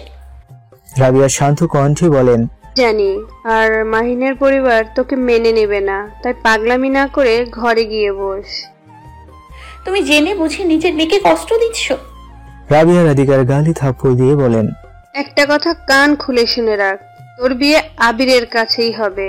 বেশি উল্টাপাল্টা কিছু করলে আমার চেয়ে খারাপ কেউ হবে না। রাধিকার চোখে জল মুছে রুমে ঢুকে বরপক্ষের মেয়েরা তাকে সাজাতে এসেছে। রাধিকার মনের বিরুদ্ধে তার শাস্তি লাগলো। মেয়ে সাজিয়ে চলে যেতেই হেমতি রাধিকার কাছে এসে বলে, মাহিন ভাইয়াকে ফোনে সব বলছি। রাধিকা কান্না চেপে বলে, তাকে বললে আর কি হবে, যা হওয়ার তা তো হয়েই যাচ্ছে। একদম উল্টাপাল্টা কথা বলবি না। শুন, ভাইয়া বলেছে তুই পালিয়ে নদীর পাড়ে যেতে, ভাইয়া এরপর তোকে নিয়ে যাবে। কিন্তু আমি পালিয়ে গেলে আম্মা কষ্ট পাবে। এখন যদি বিয়েটা করিস তাহলে মাহিনকে কোনো দিন পাবি না, আর পালিয়ে গেলে একদিন না একদিন তোর মা বিয়েটা মেনে নিবে। কিন্তু আর কিন্তু না, তুই আমার সাথে আস। হেমতি খুব সাবধানে বাড়ির পিছনের দরজা দিয়ে বের হয়ে রাধিকাকে নদীর পাড়ে নিয়ে যায়। নৌকা পূর্ব থেকেই ছিল, তাই রাধিকা বিলম্ব না করে উঠে পড়ে। রাধিকা হেমতির কাছ থেকে বিদায় নেওয়া শেষ হলে মাঝি নদীতে নৌকা ভাসিয়ে দিল। নৌকা দমকা বাতাসে দুলছে। মাঝি গুন গুন করে গান গাইতে লাগলো। রাধিকা আঁচল দিয়ে ভালোভাবে চেহারা ঢেকে রাখলো। চাঁদের আলোতে সাদা বালুগুলো হালকা স্পষ্ট ভাবে ধু ধু করছে। বাতাস এলোমেলো করে বইছে। মেঘ এসে আকাশে হানা দিচ্ছে। জলের উপরে মেঘ বিস্ফোরিত একটা চন্দ্র আলোক পড়েছে এবং ক্ষণে ক্ষণে নদীর তীর হতে আরেক তীর পর্যন্ত শিরিত হয়ে উঠছে। স্টিমার যথা নিয়মে চলছে, কিন্তু মাঝ নদীতে আজ কোনো নৌকা নাই। দুই একখানা যা দেখা যাচ্ছে তাদের উৎকণ্ঠিত ভাব স্পষ্ট বোঝা যায়। জলার্থিনী মেয়েরা বহু আগেই ঘাট থেকে চলে গেছে। দমকা হাওয়ার জোর ক্রমে বাড়িয়ে উঠল। নদীর পানি ফেনা ফেনা হয়ে ফুলতে লাগলো। রাবিয়া রাধিকাকে রুমে না ফিরে রাগান্বিত হয়ে হেমতের কাছে এসে বলে, তুই রাধিকাকে পালাতে সাহায্য করেছিস? বল রাধিকা কোথায়? আমার মান সম্মান শেষ করার মতলব না? তুই ছাড়া এমন কাজ কেউ করবে না। হেমতি শুকনো ঢোক গিলে বলে, আমি কেন এমন করব? শুধু শুধু আমাকে দোষী বানাচ্ছ কেন? ভালোই ভালোই বল, রাধিকা কোথায়? আমি জানি না। তোমার মেয়ে কোথায় সে তুমি জানার কথা। রাবিয়া চিৎকারে হেমতির মা বলেন, কোনো প্রমাণ আছে যে হেমন্তী রাধিকাকে পালাতে সাহায্য করেছে? কোন ছেলের হাত ধরে চলে গেছে তার ঠিক নেই, এখানে আসছে হেমন্তীকে দোষ দে। রাধিকার রুমে হেমতি শেষে গিয়েছিল, এরপর থেকে রাধিকা নেই। শেষে গেছে এর মানে এটা দাঁড়ায় না যে হেমন্তী পালাতে সাহায্য করেছে। রাবিয়া তর্কে জড়াতে চায় না, তাই তিনি স্থান ত্যাগ করে পুনরায় ঘরটা আরো দেখে নেয়। কোথাও মেয়ে না পেয়ে তিনি রমজানের কাছে এসে বিস্তারিত ঘটনা বলেন। রাধিকা নৌকা থেকে নেমে এদিকে ওদিকে তাকিয়ে যখন মাহিনকে দেখতে না পায়, তখন সামনে চলতে থাকে। রাস্তাঘাটে নীরবতা বিরাজ করছে। কুকুরের ঘেউ ঘেউ শব্দ শোনা যাচ্ছে। আকাশে ফালি ফালি মেঘ ভিড় করেছে। চাঁদকে মেঘ এসে ঢেকে ফেললো। চারপাশে অন্ধকারে নেমে আসলো। রাধিকার ভয়ে হাত পা কাঁপছে। মাহিনকে না পেয়ে তার ভয়ের মাত্রা আরো বেড়ে গেল। মাহিন তো থাকার কথা, কিন্তু আশেপাশে সে তাকে দেখতে পারছে না কেন? তাহলে কি মাহিন আসেনি? না, হেমতি মিথ্যা বলেছে। তখনই আকাশ গর্জন করে তুমুল বেগে বাতাস এবং মুষলধারে বৃষ্টি আসতে লাগলো। রাধিকা ভিজে একাকার। 10 কদম হেঁটে একটা টিনের ঘর দেখতে পেল। কাছে গিয়ে দেখে এখানে কেউ থাকে না। এখন সে কোথায় যাবে? তার ভয় হচ্ছে, তীব্রভাবে ভয় হচ্ছে। এই বৃষ্টির মাঝে রাধিকাকে সবাই খুঁজতে লাগলো, কিন্তু কোথাও তারা পাচ্ছে না। রাবিয়া নিজের কর্মে অনুতপ্ত। আজ মেয়ের ইচ্ছার বিরুদ্ধে বিয়ে না দিতে চাইলে এমন হতো না। তিনি আসল দিয়ে মুখ ঢেকে কান্না করছেন। মেয়ে ছাড়া যে তার কেউ নেই, তার চিৎকার করে কাঁদতে ইচ্ছে করছে, কিন্তু সময় হারিয়ে তিনি হয়তো ভুলটা বুঝতে পারছেন। মাহিনের বন্ধুরা মাহিনের কাণ্ড দেখে অবাকে শেষ সীমানা পৌঁছালো। যে ছেলেটা সিগারেটের গন্ধ নিলে বমি করে আর সেই ড্রিঙ্কস করছে। প্রেমের কষ্ট মানুষকে কত খারাপ করতে পারে তা কিছু মানুষকে না দেখলে বিশ্বাস করা যেত না। মাহিন শেষ গ্লাসের ড্রিঙ্কস খেয়ে বলল, আমার কি অন্যায় ছিল যার জন্য রাধিকা এমন করেছে? ও কেন অন্য ছেলেকে বিয়ে করছে? সব মেয়েরাই এক। রাধিকাকে চিনতে আমার ভুল হয়েছে। রাজ মাহিনের কাঁধে হাত দিয়ে বলে, না, ভুল না। হেমন্তী ফোনে বলেছে রাধিকা তার পছন্দের ছেলেকে বিয়ে করছে। আমি যেন তাকে বিরক্ত না করি। রাধিকা নাকি আমাকে ঘৃণা করে। শুধু এতদিন ভয়ে ভালোবাসার অভিনয় করেছে। সে অভিনয় করে এখন ক্লান্ত, তাই অন্য ছেলেকে বিয়ে করছে। মাহিন টেবিল জুড়ে লাথি দিয়ে বলে, আমি কি এতই খারাপ যার জন্য আমি ভয় পাই? রাধিকাকে আমি দেখে নেব। আমার সাথে অভিনয় করার প্রতিশোধ আমি নেব। আজ পর্যন্ত কারো সাহস হয়নি আমার সাথে অভিনয় করতে। এই রাধিকাকে আমি যদি না দেখে নিই তাহলে আমার নাম মাহিন না। প্রতিশোধ নেব ঠিক ওর মতো। রাধিকা বাসের সিটে বসে ঘুমিয়ে পড়ে। চোখ খুলে দেখে বাস চলছে। রাধিকা চুপচাপ বসে থাকে।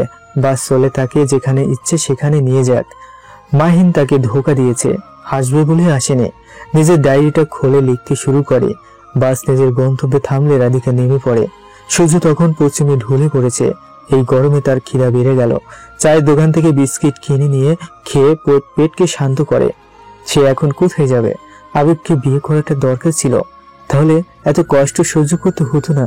আর এই সুবাদে মাহিনের আসল চেহারা চিনতে পারল। রাধিকাকে চুপচাপ দাঁড়িয়ে থাকতে দেখে ভদ্র এক লোক বলল, এই মেয়ে, তুমি কোথায় যাচ্ছ? রাধিকা আমতা আমতা করে বলে, গরিব মানুষের কি কোথাও যাওয়ার জায়গা আছে?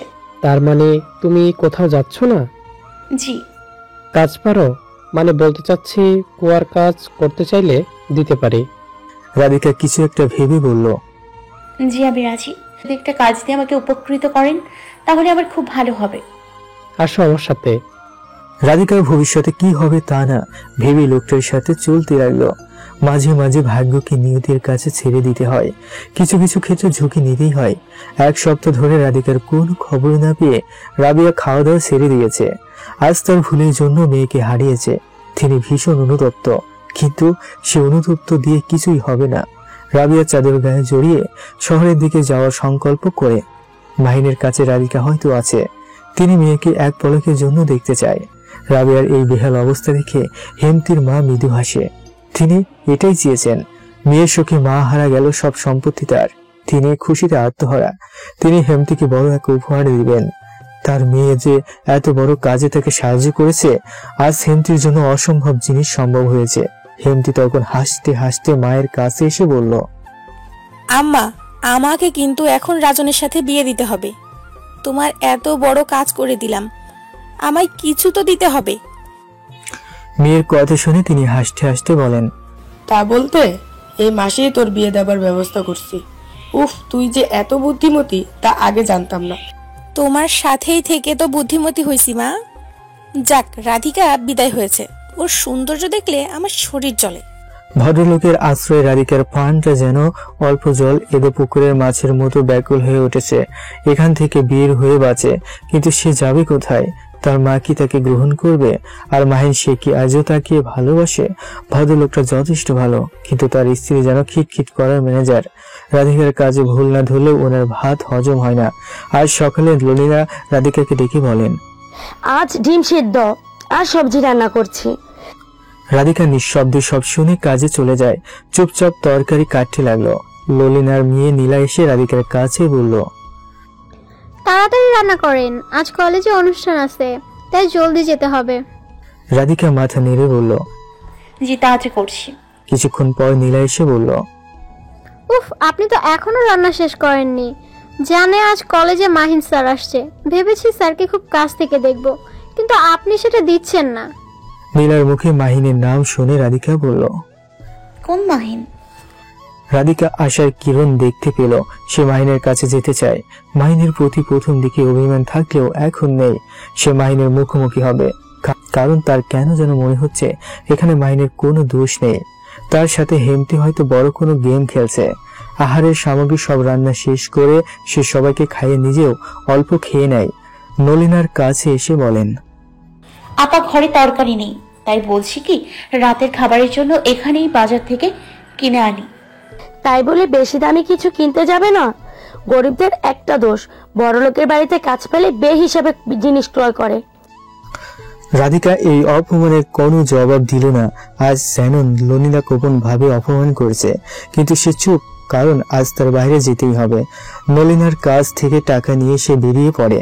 নীলার কলেজের সামনে দিয়ে বাজারে যেতে হয়, এটাই তার সুযোগ। কলেজের কাছে আসলে রাধিকা একজনকে বলে, মাহিন স্যার কি আসছে? লোকটা রাধিকার পা থেকে মাথা অবধি দেখে নেয়। লোকটার মনে প্রশ্ন উকি দেয়, মাহিনকে তার কি দরকার? লোকটার কাছে রাধিকাকে স্টুডেন্ট মনে হচ্ছে না। লোকটা ছোট করে উত্তর দেয়, না। রাধিকা প্রশ্ন চোখে বলল, কখন আসবেন? লোকটা এখন বেশ বিরক্ত হন। বিরক্তে কপালের চাপড়া ভাঁজ করে বলেন, আমি কি করে জানবো? আর আপনাকে দেখে তো স্টুডেন্ট মনে হচ্ছে না, তাহলে আপনি এসব জানতে চাচ্ছেন কেন? রাধিকা কোনো উত্তর না দিয়ে আহত মনে স্থান ত্যাগ করে। বাজারে এসে প্রয়োজনীয় জিনিস কিনে যখন ফিরছিল, তখন পুনরায় কলেজের গেইটে দৃষ্টি দেয়। এই তো মাহিন। রাধিকার চোখের উপর সমস্ত আকাশের আলো আহত বিনার স্বর্ণতন্ত্রের মতো কাঁপতে লাগলো। সে দ্রুত বেগে গেইটের কাছে আসে, কিন্তু এত মানুষের ভিড়ে সে মাহিনের কাছে আসতে পারছে না। কয়েকবার চিৎকার করে মাহিনকে ডাকলো, কিন্তু তার আওয়াজ মাহিনের কান অবধি পৌঁছায়নি। এত মানুষের চেঁচামেচিতে তার আওয়াজ যেন তার পর্যন্তই সীমাবদ্ধ। মাহিন গাড়িতে উঠে চলে যায়। এত তাড়াতাড়ি চলে গেল কেন? রাধিকা অবাক হয়ে পাশে একটা মেয়েকে প্রশ্ন করলে মেয়েটি বলে তার ভীষণ ব্যস্ততা, তাই অনুষ্ঠানে 5 মিনিট থেকে চলে গেলেন। রাধিকা দুঃখিত মনে বাসায় চলে আসেন। যে আশার কিরণ দেখতে পেয়েছিল তা যেন কোনো মেঘের খণ্ড ঢেকে দিয়েছে। মাহিন সারা রুম পাইচারি করতে লাগলো। রাধিকা তার কাছে না আসলে গেল কোথায়? মাহিনের চিন্তা হচ্ছে, মেয়েটি কি তার কাছে আসতে গিয়ে হারিয়ে গেল? এই প্রশ্নের উত্তর সে পাচ্ছে না। রাবিয়া মাহিনের পেরেশানি দেখে বলে, আমি তো ভাবছি সে তোমার কাছে আসছে। তোমার কাছে যদি না আসে তাহলে কোথায়? বুঝতে পারছি না, মাথা যেন জ্যাম হয়ে যাচ্ছে। রাবিয়া আঁচল দিয়ে অশ্রু মুছে বলেন, দয়া করে আমার মেয়েকে খুঁজে দাও। রাধিকা ছাড়া আমার কেউ নেই। আপনি কোনো চিন্তা করবেন না, আমি দেখছি। আচ্ছা, তাহলে আসি। রাবিয়া হতাশা নিয়ে চলতে লাগলো। সে এখন কোথায় মেয়েকে খুঁজবে? মেয়েটি তার ভয়ে কোথায় চলে গেছে? এভাবে তাকে জোর করে বিয়ে দেওয়াটা ঠিক হয়নি। রাবিয়া যখন ভাবনায় মগ্ন, তখন তিনি খেয়াল করেনি তার দিকে যে দানব আকৃতির বাস আসছে। মুহূর্তে বাসটি রাবিয়াকে ধাক্কা দিয়ে চলে যায়। রাবিয়ার পানহীন মিস্ত্রির দেহ রাস্তার বুকে ছিটকে পড়ে। চারিদিক থেকে মানুষের ভিড় জড়ো হয়। কেউ কেউ বলছে, আরেকজন বলে ওঠে, যেখানে হায়াত শেষ হয় সেটা তার মরণ হয়ই, কেউ ফিরাতে পারে না। মাহিন সবার ভিড় সরিয়ে সামনে আসে। রাবিয়ার প্রাণহীন দেহ দেখে অজান্তে চোখ থেকে অশ্রু গড়িয়ে পড়ে। জীবনের শেষ মুহূর্তে মেয়েটিকে দেখে যেতে পারেনি। কত কষ্ট নিয়ে তিনি হয়তো মারা গেছেন।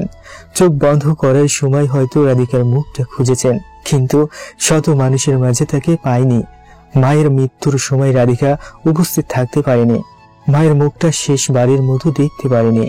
সে তো জানে না তার মা আর নেই। যখন জানবে তখন কি নিজেকে ঠিক রাখতে পারবে? বাস্তবতা অনেক কঠিন। কি থেকে কি যা হয় তা মাবুদ ছাড়া কেউ জানে না।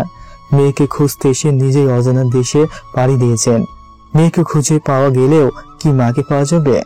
না, কখনো না। এটা যে অসম্ভব। মাহিন রাবিয়ার লাশ গ্রামে পাঠিয়ে দেন। নিজেও রাবিয়ার জানাজার ও দাফনে শরিক হয়। সব কাজ শেষ করে পুনরায় ঢাকায় চলে আসে। রাধিকাকে তার খুঁজতে হবে। তার জন্য আজ রাধিকা ঘর ছাড়া। কিন্তু এই ইট পাথরের শহরে সে কোথায় খুঁজবে? তার কাছে বিষয়টা কঠিন হয়ে দাঁড়াচ্ছে। তবুও মাহিন পরাজয় না মেনে খোঁজার তীব্র চেষ্টা শুরু করলো। নলিনা কর্কশ কণ্ঠে বলে ওঠেন, তুমি তো কাজ করার নামে ফাঁকিবাজি করো। রাধিকা মাথা নত করে বলল, আমার ভুলটা কোথায়? আমি যথাযথ সব কাজই করেছি। নলিনা আঙ্গুল দিয়ে পাতিলগুলো দেখে ইশারা করে বলল, দেখো তো তুমি কিভাবে মারছ। পাতিলগুলো ভালোভাবে পরিষ্কার হয়নি। এভাবে কাজ করে তোমাকে রাখবো না। রাধিকা অপরাধীর মতো নিচু কণ্ঠে বলল, মাফ করে দিন, আর এমনটা হবে না। হয়েছে, আর নেকার মতো কাটতে হবে না। যাও জলদি পাতিলগুলো মেজে নিয়ে আসো। রাধিকা পাতিলগুলো নিয়ে পুনরায় মাঝের জন্য চলে গেল। মানুষ কত নিষ্ঠুর। কাজের লোকদের এখনই কাজ করিয়ে যে তারা কি শান্তি পায় তা আল্লাহ জানে। রাধিকা পাতিলগুলো ভালোভাবে দেখে, সেগুলো পরিষ্কার। নিজের মনে বিড় করে বলে, পরিষ্কারই তো, তাহলে মাজতে পাঠালো কেন? রাধিকা পানি দিয়ে ধুয়ে চলে আসে। সে আজ তার ডায়েরিতে অনেক কিছু লিখবে, তাকে কিভাবে তারা কষ্ট দেয়, তার মন মাইনকে দেখতে চাওয়া, সব লিখবে সে। ডায়েরি নিয়ে লেখার সময় তার মনে হয় মাইনের নাম্বার তো ডায়েরিতে আছে। রাধিকা বিলম্ব না করে উক্ত পৃষ্ঠা বের করে, কিন্তু তাতে নাম্বার তো দূরের কথা, উক্ত পৃষ্ঠা যে ছিঁড়া। কে ছিল পৃষ্ঠা? রাধিকার মাথায় প্রশ্নটা ঘুরপাক খেতে লাগলো। তার হেমন্তীর প্রতি সন্দেহ হয়, সে ছাড়া কেউ ডায়েরিতে নাম্বারের কথা জানে না। তার সাথে এত ষড়যন্ত্র কিসের? সে কার কি করেছে? প্রায় 9 মাস পর মাহিন রাধিকার কোনো চিহ্ন পায়নি। সে ব্যর্থ হয়েছে, যা যা করে সব করেছে, কিন্তু কোথাও রাধিকার অস্তিত্ব পাওয়া যায়নি। এই 9 মাসে অনেক পরিবর্তন হয়েছে। হেমন্তীর বিয়ে খুব ধুমধামে রাজনের সাথে হয়। প্রথম দিকে সে রাজনের ভালোবাসা পেলেও পরে অবহেলা ছাড়া কিছুই পায়নি। হেমন্তীর ছোট ননদী তাকে উঠে বসতে খুব জ্বালায়, আর রাজনের পরিবার হেমন্তীকে বলেছে 2 লাখ যৌতুক না দিলে তাদের বাড়ি থেকে বিদায় নিতে। রাজন ও হেমন্তীকে যৌতুক নিয়ে মানসিকভাবে শারীরিকভাবে খুব কষ্ট দেয়। আর এদিকে হেমন্তীর মার ক্যান্সার হয়েছে। ভিটে জমি বিক্রি করেও তিনি পুরোপুরি সুস্থ হচ্ছেন না। তারা তাদের পাশে শাস্তি পেয়েছে, তারা তাদের পাপের শাস্তি পেয়েছে। কেউ কাকে কষ্ট দিয়ে সুখে থাকতে পারে না। তারাও রাধিকার সম্পত্তি দখল করে তা ভোগ করতে পারেননি। তারা এখন নিজেদের ভুলের জন্য আক্ষেপ করেন। মাহিন মাথায় হাত চেপে বসে থাকতে দেখে তার মা বলেন, অনেক চেষ্টা করে যখন পাওনি, তাই বলছি এভাবে অপেক্ষা না করে বিয়েটা করে ফেলো। মাহিন কোনো উত্তর না দিয়ে পূর্বের ন্যায় বসে রইল। তার মা প্রায় 1 মাস ধরে কথাটা বলছে, বিয়ে করার প্রতি তার কোনো ইচ্ছে নেই। সে আজীবন এভাবে থাকতে চায়। মাহিনের মা ছেলের হেলদুল না দেখে বলেন, তুই ছাড়া আমার কোনো ছেলে নেই। আমার কি ইচ্ছে হয় না দাদি হতে? জীবনের শেষ বয়সে কি তুই আমার ইচ্ছে পূরণ করবি না? মাহিন সোজা হয়ে বসে বলল, কতবার বলবো আমি বিয়ে করব না? তোমরা কেন বারবার একই কথা বলো? করবো না মানে কি? আজকে আমি মেয়ে দেখতে যাব। তোর ইচ্ছে থাক বা না থাক, বিয়ে তোর করতেই হবে। রাধিকা কোথায় আছে তার ঠিক নেই। ওর জন্য বসে আছে, ওর জন্য বসে থাকার মানে হয় না। আচ্ছা, হতেও তো পারে রাধিকা মারা গেছে। প্লিজ আম্মু, এমন কথা বলো না। আমার বিশ্বাস সে বেঁচে আছে। বিশ্বাস নিয়েই থাক, আমি এই 2 দিনের ভিতরে তোকে বিয়ে করিয়েই ছাড়বই। মাহিনের মা রাগে গজ গজ করতে করতে চলে যান। রাধিকা কোনোদিন নলিনার কোনো ভৎসনায় তার সম্মুখে অশ্রুবর্ষণ করেনি। আজও সে কঠোর মূর্তির মতো স্তব্ধ হয়ে দাঁড়িয়ে রইল। নলিনার বাক্য বর্ষণা একটু ক্ষান্ত হলে রাধিকা বলল, আমার কাজে আপনি অসন্তুষ্ট হলে আমাকে বিদায় করে দিন। নলিনা ঝংকার দিয়ে বলল, বটেই তো, আমার স্বামী আশ্রয় না দিলে তো কুকুরে তোকে ছিঁড়ে খেত। আমি আর পারছি না, আমার কোনো কাজে মন টিকছে না, তাই বলছি আমাকে বিদায় দিন। নলিনা কোমরে হস্ত স্থাপন করে বলল, বিদায় তো করব, তোমাকে আজীবন পুষতে আমার ইচ্ছা নেই, কিন্তু এই কয়েকদিন তোকে জ্বালিয়ে ছাড়বো। কথাটা বলে নলিনা গম্ভীর হয়ে চলে যান। রাধিকা আকাশের দিকে তাকিয়ে বলল, আল্লাহ কখন আমাকে তাদের থেকে মুক্তি দেবেন? রাধিকার হস্তদয় যেন বাধা। এই নিষ্ঠুর মহিলা রাধিকাকে সর্বদিক থেকে অত্যাচার করছে। এই প্রচন্ড শীতে তাকে একখানা কম্বলও দেয়নি। রাধিকা তার মাকে এক নজর দেখার জন্য ব্যাকুল হয়ে গেল। কত মাস অতিবাহিত হয়েছে সে তার মাকে দেখেনি। রাধিকা অশ্রু চোখে তার রুমে চলে যায়। তার ডায়েরিটা তন্ন তন্ন করে খুঁজতে থাকে। অনেক দিন কিছু সে লেখেনি, আর সে অনেক কিছু লিখতে চায়। মাহিন শীতের রৌদ্র আলোকিত বাহিরের দিকে তাকিয়ে রইল। সে রাধিকাকে যেন অন্তঃকরণের গভীরতম অভ্যন্তর দেশে আকর্ষণ করিয়ে রয়েছে। রাধিকার মুখটা যখনই তার অন্তরের মধ্যে মর্দিত ও পরিস্ফুট হয়ে ওঠে, ততই তার সমস্ত শরীর কমে কমে অবেশ হয়ে যায়। সে আর পারছে না রাধিকাকে ছাড়া। রাধিকা কি সত্যি শিশির বিন্দুর ন্যায় হারিয়ে গেল, না তার সাথে লুকোচুরি খেলছে? মাহিনকে এভাবে দাঁড়িয়ে থাকতে দেখে স্নেহা বলে উঠল, এভাবে দাঁড়িয়ে আছেন কেন? শরীর কি অসুস্থ? মাহিন ঘুরে তাকায়, স্নেহার প্রতি স্থির দৃষ্টি দিয়ে বলল, আপনি কে চিনতে পারছি না। স্নেহা খানিকটা অবাক হয়ে অবিচলিত কণ্ঠে বলল, আমি স্নেহা, আমাকে চিনতে পারোনি? আমরা দুজন তো ছোটবেলায় একসাথে পড়াশোনা করেছি। মাহিন পুনরায় দৃষ্টি দিয়ে বলে, তুমি স্নেহা? আগে বলবে তো, কত বড় হয়ে গেছো, চিনার উপায় তো নেই। স্নেহা মৃদু হেসে বলল, কেমন আছো? মাহিন নিঃশ্বাস ত্যাগ করে বলে, মনের দিকে একদম ভালো নেই, আর শরীরের দিক দিয়ে ভালো আছি। মনের দিক দিয়ে ভালো হওয়ার জন্য একটা বিয়ে করো। কথাটা স্নেহার মুখ দিয়ে বের হতেই তার মনে পড়ে মাহিনের সাথেই তো তার বিয়ের আলাপ হচ্ছে। মুহূর্তে তাকে লজ্জা আক্রমণ করে, তার মুখশ্রী রক্তিম হয়ে উঠল। আকম্মাত স্নেহার এই লজ্জার আবির্ভাব দেখে মাহিন কিছুই বুঝতে পারেনি। সে নির্বাক হয়ে দাঁড়িয়ে রইল। মাহিন রুদ্ধ নিঃশ্বাসে একাগ্র আগ্রহের সহিত বলল, কোথায় হারিয়ে গেলে? স্নেহা মায়ের কথা কোনো গোচর হলে সে মাথা নেড়ে বলল, হারাইনি, বাস্তবেই আছি। মাহিন হঠাৎ স্নেহার আগমন কিছু বুঝতে না পারায় সে তার মার কাছে যেতে থাকে। মাহিনকে চলে যেতে দেখে স্নেহা বলে ওঠে, কোথায় যাচ্ছ? আমার সাথে কি কথা বলতে ভালো লাগছে না? ভালো লাগবে না কেন? এতদিন পরে তোমাকে দেখে খুব খুশি হয়েছি। স্নেহা মায়ের কথা শুনে ঠোঁটের কোণে প্রশান্তির হাসি নিয়ে বলল, চলো আমরা দুজন কোথাও ঘুরতে যাই। মাহিন ভদ্রতার রক্ষার্থে বলল, আজ আমি খুব ব্যস্ত, তাই কাল গেলে কেমন হয়? খুব ভালো হবে। মাহিন উৎক্ষিপ্ত হয়ে তার মাকে বলল, হঠাৎ স্নেহা আসলো কেন? তোর সাথে মেয়েটির বিয়ে ঠিক করব, তাই এখানে এনেছি। মাহিনের মা শান্ত কণ্ঠে বলে ওঠেন। মাহিন মায়ের কর্মে বিরক্ত হয়। তাকে না বলে মেয়েটিকে কেন এনেছে একবারও তাকে বলার প্রয়োজন মনে করল না। মাহিন রাগান্বিত হয়ে বলে ওঠে, আমি আগে বলেছি আমি বিয়ে করব না, শুধু শুধু কেন আমার ইচ্ছের বিরুদ্ধে এমন করছো? আমি রাধিকার স্থানে আর কাউকে বসাতে পারবো না। যদিও স্নেহাকে আমার ঘাড়ে চাপিয়ে দিতে চাও, তবু আমি বিয়ে করব না। বিয়ে না করলে কখনো আমার সামনে আসবি না। তোর মতো ছেলে থাকার চেয়ে না থাকাই ভালো। এত বড় হয়েও আমাদের কথা শুনিস না, সর্বদাই নিজে মতকে প্রাধান্য। মাহিন তার মায়ের কথায় চুপসে যায়। সে কখনো তার মাকে ছাড়া থাকতে পারবে না। মায়ের খুশির জন্য তার বিয়েতে রাজি হওয়া ছাড়া কোনো পথ নেই। মায়ের রাগ দেখে নিজেকে শান্ত করে বলে, তোমার যা ইচ্ছে তা করো। আমার মনে হয় না আমি স্নেহকে স্ত্রীর অধিকার দিতে পারবো। তিনি মাহিনের এমন কথাই কিছু বলার আগেই মাহিন স্বস্থান ত্যাগ করে। সে এখন পরিবারের কাছে হেরে যাচ্ছে। মায়ের জিদের কাছে তার জিদ অতি সামান্য। শীতের চাঁদ যখন রশ্মিগুচ্ছটাহীন স্নান পশ্চিম আকাশের প্রান্তে নেমেছে, তখন রাধিকার নিদ্রা ভেঙে যাওয়ায় সে চাঁদে আসে। চাঁদের আলো কম হওয়ায় রাত্রিকে ঘুটঘুটে অন্ধকার লাগছে। রাধিকা বহু দূরে তারার প্রতি তাকিয়ে রইল। সে ক্লান্তিকর দুঃখ বেদনার জন্য মুক্তি চায়। সে আর পারছে না এই বিরতিহীন দুঃখে।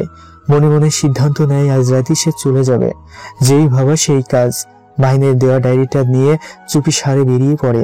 রাস্তাঘাটে নীরবতা বিরাজ করছে। রাস্তার কুকুরগুলো ক্ষুধার জ্বালায় ঘেউ ঘেউ করছে। মাঝে মাঝে সদর রাস্তা কাঁপিয়ে ছুটে যাচ্ছে দানব আকৃতির ট্রাক, ভ্রমণ বিলাস, নাইট কোচ। দূরের রাস্তার মিট মিট করে জ্বলছে ল্যাম্পপোস্টের বাতিগুলো। এই আলোতে রাধিকা চলতে লাগলো। শীতের প্রচন্ডতায় ক্ষণে ক্ষণে সে কেঁপে উঠছে। কিশোরী হয়েও তার আজ ভালোভাবে বেঁচে থাকার জন্য লড়াই করে যাচ্ছে। জীবনটা বড়ই অদ্ভুত, কিন্তু এটা সত্য। আল্লাহ দুটি সুখের মাঝে একটি কষ্ট দিয়েছেন। রাধিকার আর হাঁটার শক্তি নেই।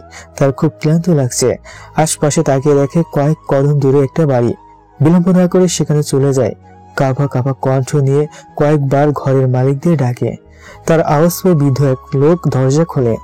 অন্ধকার রজনীতে এক বিক্ষিপ্ত কেশী ধুলে মলিন কিশোরী মেয়েকে তাদের আঙ্গিনায় দেখে অবাক হয়ে প্রশ্ন করে, কে তুমি মা? রাধিকা শাড়ির আসলটা টেনে গায়ে ভালোভাবে জড়িয়ে বলে, আমি রাধিকা, বিপদে পড়ে এসেছি, আজকে রাতটি থাকতে দেবেন? বৃদ্ধ লোকটির দয়া হয়, কারণ তারও যুবতী মেয়ে আছে, আর এত রাতে কোনো মেয়ে বাইরে থাকা তার জন্য বিপজ্জনক। বৃদ্ধ লোকটি হেসে বলেন, আসো ভিতরে, আসো। রাধিকা বিলম্ব না করে ঘরে প্রবেশ করে। বৃদ্ধ লোক ডেকে তার স্ত্রী ও মেয়েকে জাগ্রত করে। বৃদ্ধ লোকের স্ত্রী প্লেটে কিছু খাবার এনে রাধিকার সামনে রেখে বলে, খেয়ে নাও এগুলো, তোমাকে দেখে ক্লান্ত লাগছে। রাধিকা প্লেটটার কাছ থেকে সরিয়ে বলল, আমার খিদে নেই, আপনারা আমাকে থাকতে দিয়েছেন, তার ঋণেই আমি দিতে পারবো না। যুবতী মেয়েটি বলে ওঠে, তুমি আজ রাতের জন্য আমাদের অতিথি, তোমার খেদমত করা আমাদের কর্তব্য, তাই না করে খেয়ে নাও। বৃদ্ধ লোকটি তখন বলল, হে মা, খেয়ে নাও, তোমার খেদমত করে আমরা সব পেতে চাই। এই সুযোগ আমাদের কখন আসে তা আল্লাহ জানে। তাদের কথাবার্তায় রাধিকা বুঝতে পারে পরিবারটা হয়তো ধার্মিক, তা না হলে এত রাতে কেউ খেতে দিত না। রাধিকা তাদের কথা রক্ষাতে খাবারগুলো খেয়ে নেয়। তার সত্যি অনেক খিদে লেগেছিল। ললিনা আজ রাতে রাধিকাকে না দেখতে পেয়ে ভয় পান। এত রাতে মেয়েটি গেল কোথায়? চুরি করে সব নিয়ে পালিয়ে যায়নি তো? নলিনা ভয়ে তার স্বামীকে জাগ্রত করে। তার স্বামী তন্দ্রার ভাব নিয়ে বলেন, কি হয়েছে, এত রাতে ডাকলে কেন? নলিনা বিছানা থেকে উঠে বলে, তাড়াতাড়ি ওঠো, রাধিকা মেয়েটি চুরি করে পালিয়েছে। স্ত্রীর মুখে এমন করে শুনে তিনি উঠে বলেন, বলো, কি চুরি করে পালিয়েছে? পালিয়েছে, এজন্যই বলি অপরিচিত কাউকে বাসা নিয়ে এসো না, এবার বোঝো মজা। বেশি কথা না বলে চলো দেখি কি চুরি করেছে। নলিনা তার স্বামীকে নিয়ে তন্ন করে সব খুঁজতে লাগলো।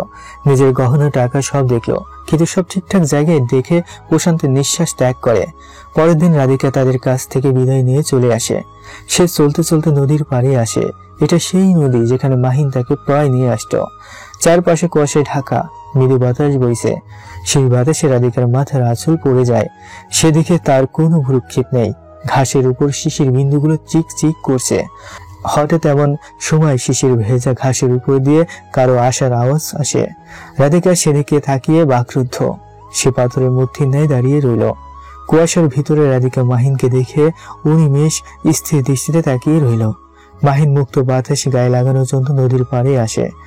সে কখনো ভাবেনি এখানেই রাধিকাকে পেয়ে যাবে। রাধিকা অন্তরের চৈতন্য আভায় অপূর্ব রূপে দীপ্ত হয়ে বলল, আপনি? রাধিকার সর্বাঙ্গ কাঁপতে লাগলো। তার নড়াচড়ার শক্তি যেন হারিয়ে গেছে।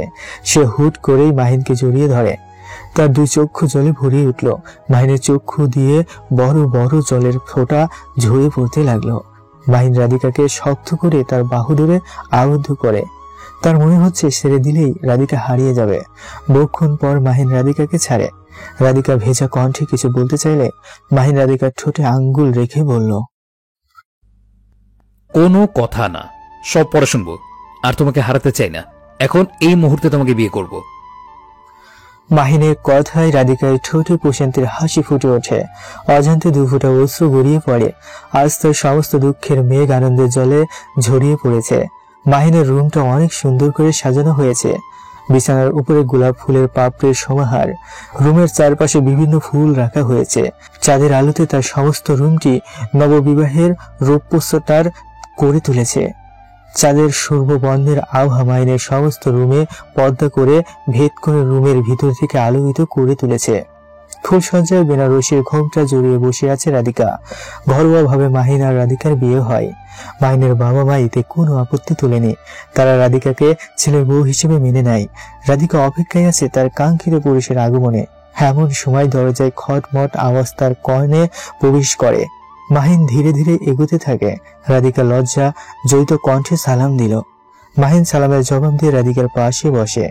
মাহিন রাধিকার কপালে উষ্ণ এক চুমু দেয়। রাধিকার কোলে মাথা রেখে বলে, মাথায় হাত বুলিয়ে দাও। রাধিকা পুনরাবৃত্তি করল অতীতের সব ঘটনা। মাহিন নির্বাক হয়ে সবটুকু শ্রবণ করে। রাধিকার হঠাৎ তার মায়ের কথা মনে হয়। মাহিনের মাথায় হাত বুলাতে বুলাতে বলে, আপনি বলেছেন আজ আম্মা আসবে, আম্মা তো আসলো না। মাহিন বড় করে এক নিঃশ্বাস নেয়। রাধিকার কাছে সে কিছু গোপন করতে চায় না, সব বলবে। মাহিন শোয়া থেকে উঠে বলে, চলো ব্যালকনিতে, এখান থেকে চাঁদ দেখতে পারবো। রাধিকা ওঠার আগেই মাহিন রাধিকাকে কোলে তুলে নেয়। রাধিকা লজ্জা মিশ্রিত কণ্ঠে বলে, কি করছেন, নিচে নামান। মাহিন যেতে যেতে বলে, বউকে কোলে নেবো না তো কি অন্যকে নেবো? আমার ইচ্ছে হলে সারা দিন বউকে কোলে রাখবো। বিয়ে তো করেছি বউকে আদর করার জন্য। রাধিকা প্রতি উত্তরে কিছু না বলে মাহিনের বুকে মাথা রাখে। শীতের রাতের চাঁদটিকে আজ দারুণ লাগছে। আকাশে অসংখ্য তারকার মেলা। আজ যেন চাঁদনি রাতটা নতুন সাজে সজ্জিত হয়েছে। মাঝে মাঝে চাঁদ মেঘের আড়ালে চলে যায়, তখন পুরো পৃথিবীতে অন্ধকার বিস্তার করে। রাধিকা পুনরায় প্রশ্ন করে, আম্মা আসলো না কেন? মাহিন আকাশের দিকে ইশারা করে বলে, এই যে তোমার মা। রাধিকা কিছুই বুঝতে পারেনি, বোকার মতো মাহিনের দিকে দৃষ্টি দিয়ে বলে, আমি কিছুই বুঝতে পারিনি। এমনি সময় হঠাৎ কালো মেঘ তাদের ভাগ্য কাছে ছেয়ে গেল। আহমদ রাস্তার দিক থেকে একটি বুলেট রাধিকার বুকে বিঁধে। রাধিকা পড়ে যেতে চাইলে মাহিন রাধিকাকে ধরে ফেলে। পুনরায় আরেকটা বুলেটের শব্দ শোনা যায়। মাহিন রাস্তায় দৃষ্টি দিয়ে দেখে আবির মাহিনকে মারতে এসেছিল। গুলিটা সে মাহিনকে করেছিল, কিন্তু ভুলে রাধিকার গায়ে লাগে। নিজের ভালোবাসার মানুষকে নিজের হস্তে গুলি করাই আবির সাথে সাথে সুইসাইড করে। মাহিনের সাদা শেরওয়ানিটা রাধিকার রক্তে ভিজে যায়। রক্ত রাঙা হয়ে ওঠে রাধিকার মেহেদি মাখা হাত। রক্তসাৎ হয়ে ওঠে তার বাসর। মধুর বাসর রক্ত ভেজা বাসরে পরিণত হয়। রাধিকা মাহিনকে খামচে ধরে বলে, আমার খুব কষ্ট হচ্ছে, আমি বাঁচতে চাই, তোমার সাথে সংসার করতে চাই। মাহিনের চোখ দিয়ে অশ্রু গড়িয়ে পড়ে, কান্না কণ্ঠে বলে, একদম চিন্তা করবে না, তুমি বাঁচবে, আমাদের বাচ্চা হবে, তোমাকে আম্মু আর আমাকে আব্বু বলে ডাকবে। তা মনে হয় আর হবে না মাহিন, আমি বাঁচবো না, আমার দম বন্ধ হয়ে আসছে। মাহিন আলতো করে রাধিকার গলায় চুমু দিয়ে বলে, বাজে কথা বলবে না, দেখো আমাদের সব স্বপ্ন পূরণ হবে। আল্লাহ তোমাকে আমার কাছে যখন পাঠিয়েছে তখন তিনি আবার নিয়ে নেবেন না। তখনই অ্যাম্বুলেন্স আসার শব্দ আসে। মাহিন রাধিকাকে কোলে করে নিয়ে অ্যাম্বুলেন্সে তোলে। মাহিন তার মাকে বলে, আম্মু, আমি রাধিকাকে ছাড়া বাঁচবো না। তিনি অশ্রু মুছে বলেন, চিন্তা করিস না, রাধিকার কিছুই হবে না। পরের দিন সকাল 8টায় রাধিকার সেন্স ফিরে। মাহিন এক মুহূর্ত বিলম্ব না করে রাধিকার কেবিনে আসে। রাধিকা মাহিনকে দেখে মৃদু হেসে ওঠে। মাহিন কৃত্রিম রাগ নিয়ে বলে, হাসা হচ্ছে তাই না? সারা রাত আমাকে চিন্তা রেখে এখন মজা নিচ্ছ? রাধিকা মাহিনের বুকে মাথা রেখে বলে, আপনাকে চিন্তিত মাখা মুখটা দেখলে যে আমার ভালো লাগে। মাহিন রাধিকার চুলে হাত বুলাতে বুলাতে বলে, বাসায় যাই, তারপর তোমাকে শাস্তি দেব। কেন? আমাকে বারে বারে কষ্ট দেওয়ার জন্য। আপনিও তো আমাকে কষ্ট দিয়েছেন। কখন দিলাম? তাহলে আমি কখন দিলাম? বাসায় যাই, তারপর বলবো কখন দিয়েছো। ট্রেন তার আপন গতিতে চলছে। যাত্রীরা ঘুমে তলিয়ে আছে, কেউ কেউ তন্দ্রার ভাব নিয়ে ঝিমুচ্ছে। রাধিকা মাহিনের কাঁধে মাথা রেখে বহু আগেই ঘুমিয়ে পড়েছে। জানালার বাতাসে রাধিকার চুল এসে মাহিনের মুখে এসে বিরক্ত করার চেষ্টা করছে, কিন্তু মাহিন বিরক্ত না হয়ে সেটা উপভোগ করছে। তাদের বিবাহের আজ 2 মাস। মাহিনের স্বপ্ন ছিল সমুদ্র বিলাস করার, আর সেটাই পূরণের জন্য কক্সবাজারের দিকে যাত্রা করছে। ট্রেন ব্রিজের উপর আসাতেই মাহিনের মনে পড়ে রাধিকা তো কখনো বড় কোনো ব্রিজ দেখেনি। আজ রাধিকাকে সে ব্রিজ দেখাতে চায়। কাল বিলম্ব না করে রাধিকাকে ডেকে বলে, রাধিকা ব্রিজ দেখবে? রাধিকা তন্দ্রার ভাব নিয়ে বলে, দেখবো। তাহলে চোখ খোলো। রাধিকা তন্দ্রা দূর করে জানালার দিকে দৃষ্টি দেয়। যতক্ষণ ধরে ট্রেন ব্রিজের উপর ছিল ততক্ষণ ধরে চেয়ে থাকে। হাস্যোজ্জ্বল হয়ে বলে, আপনি না থাকলে কখনো এইসব দেখতে পারতাম না। এখন থেকে তোমার সব ইচ্ছে পূরণ করব। রাধিকা মাহিনের বুকে মাথা রেখে অদূরে অন্ধকারের দিকে তাকিয়ে থাকে। বলে ভালোবাসি আপনাকে।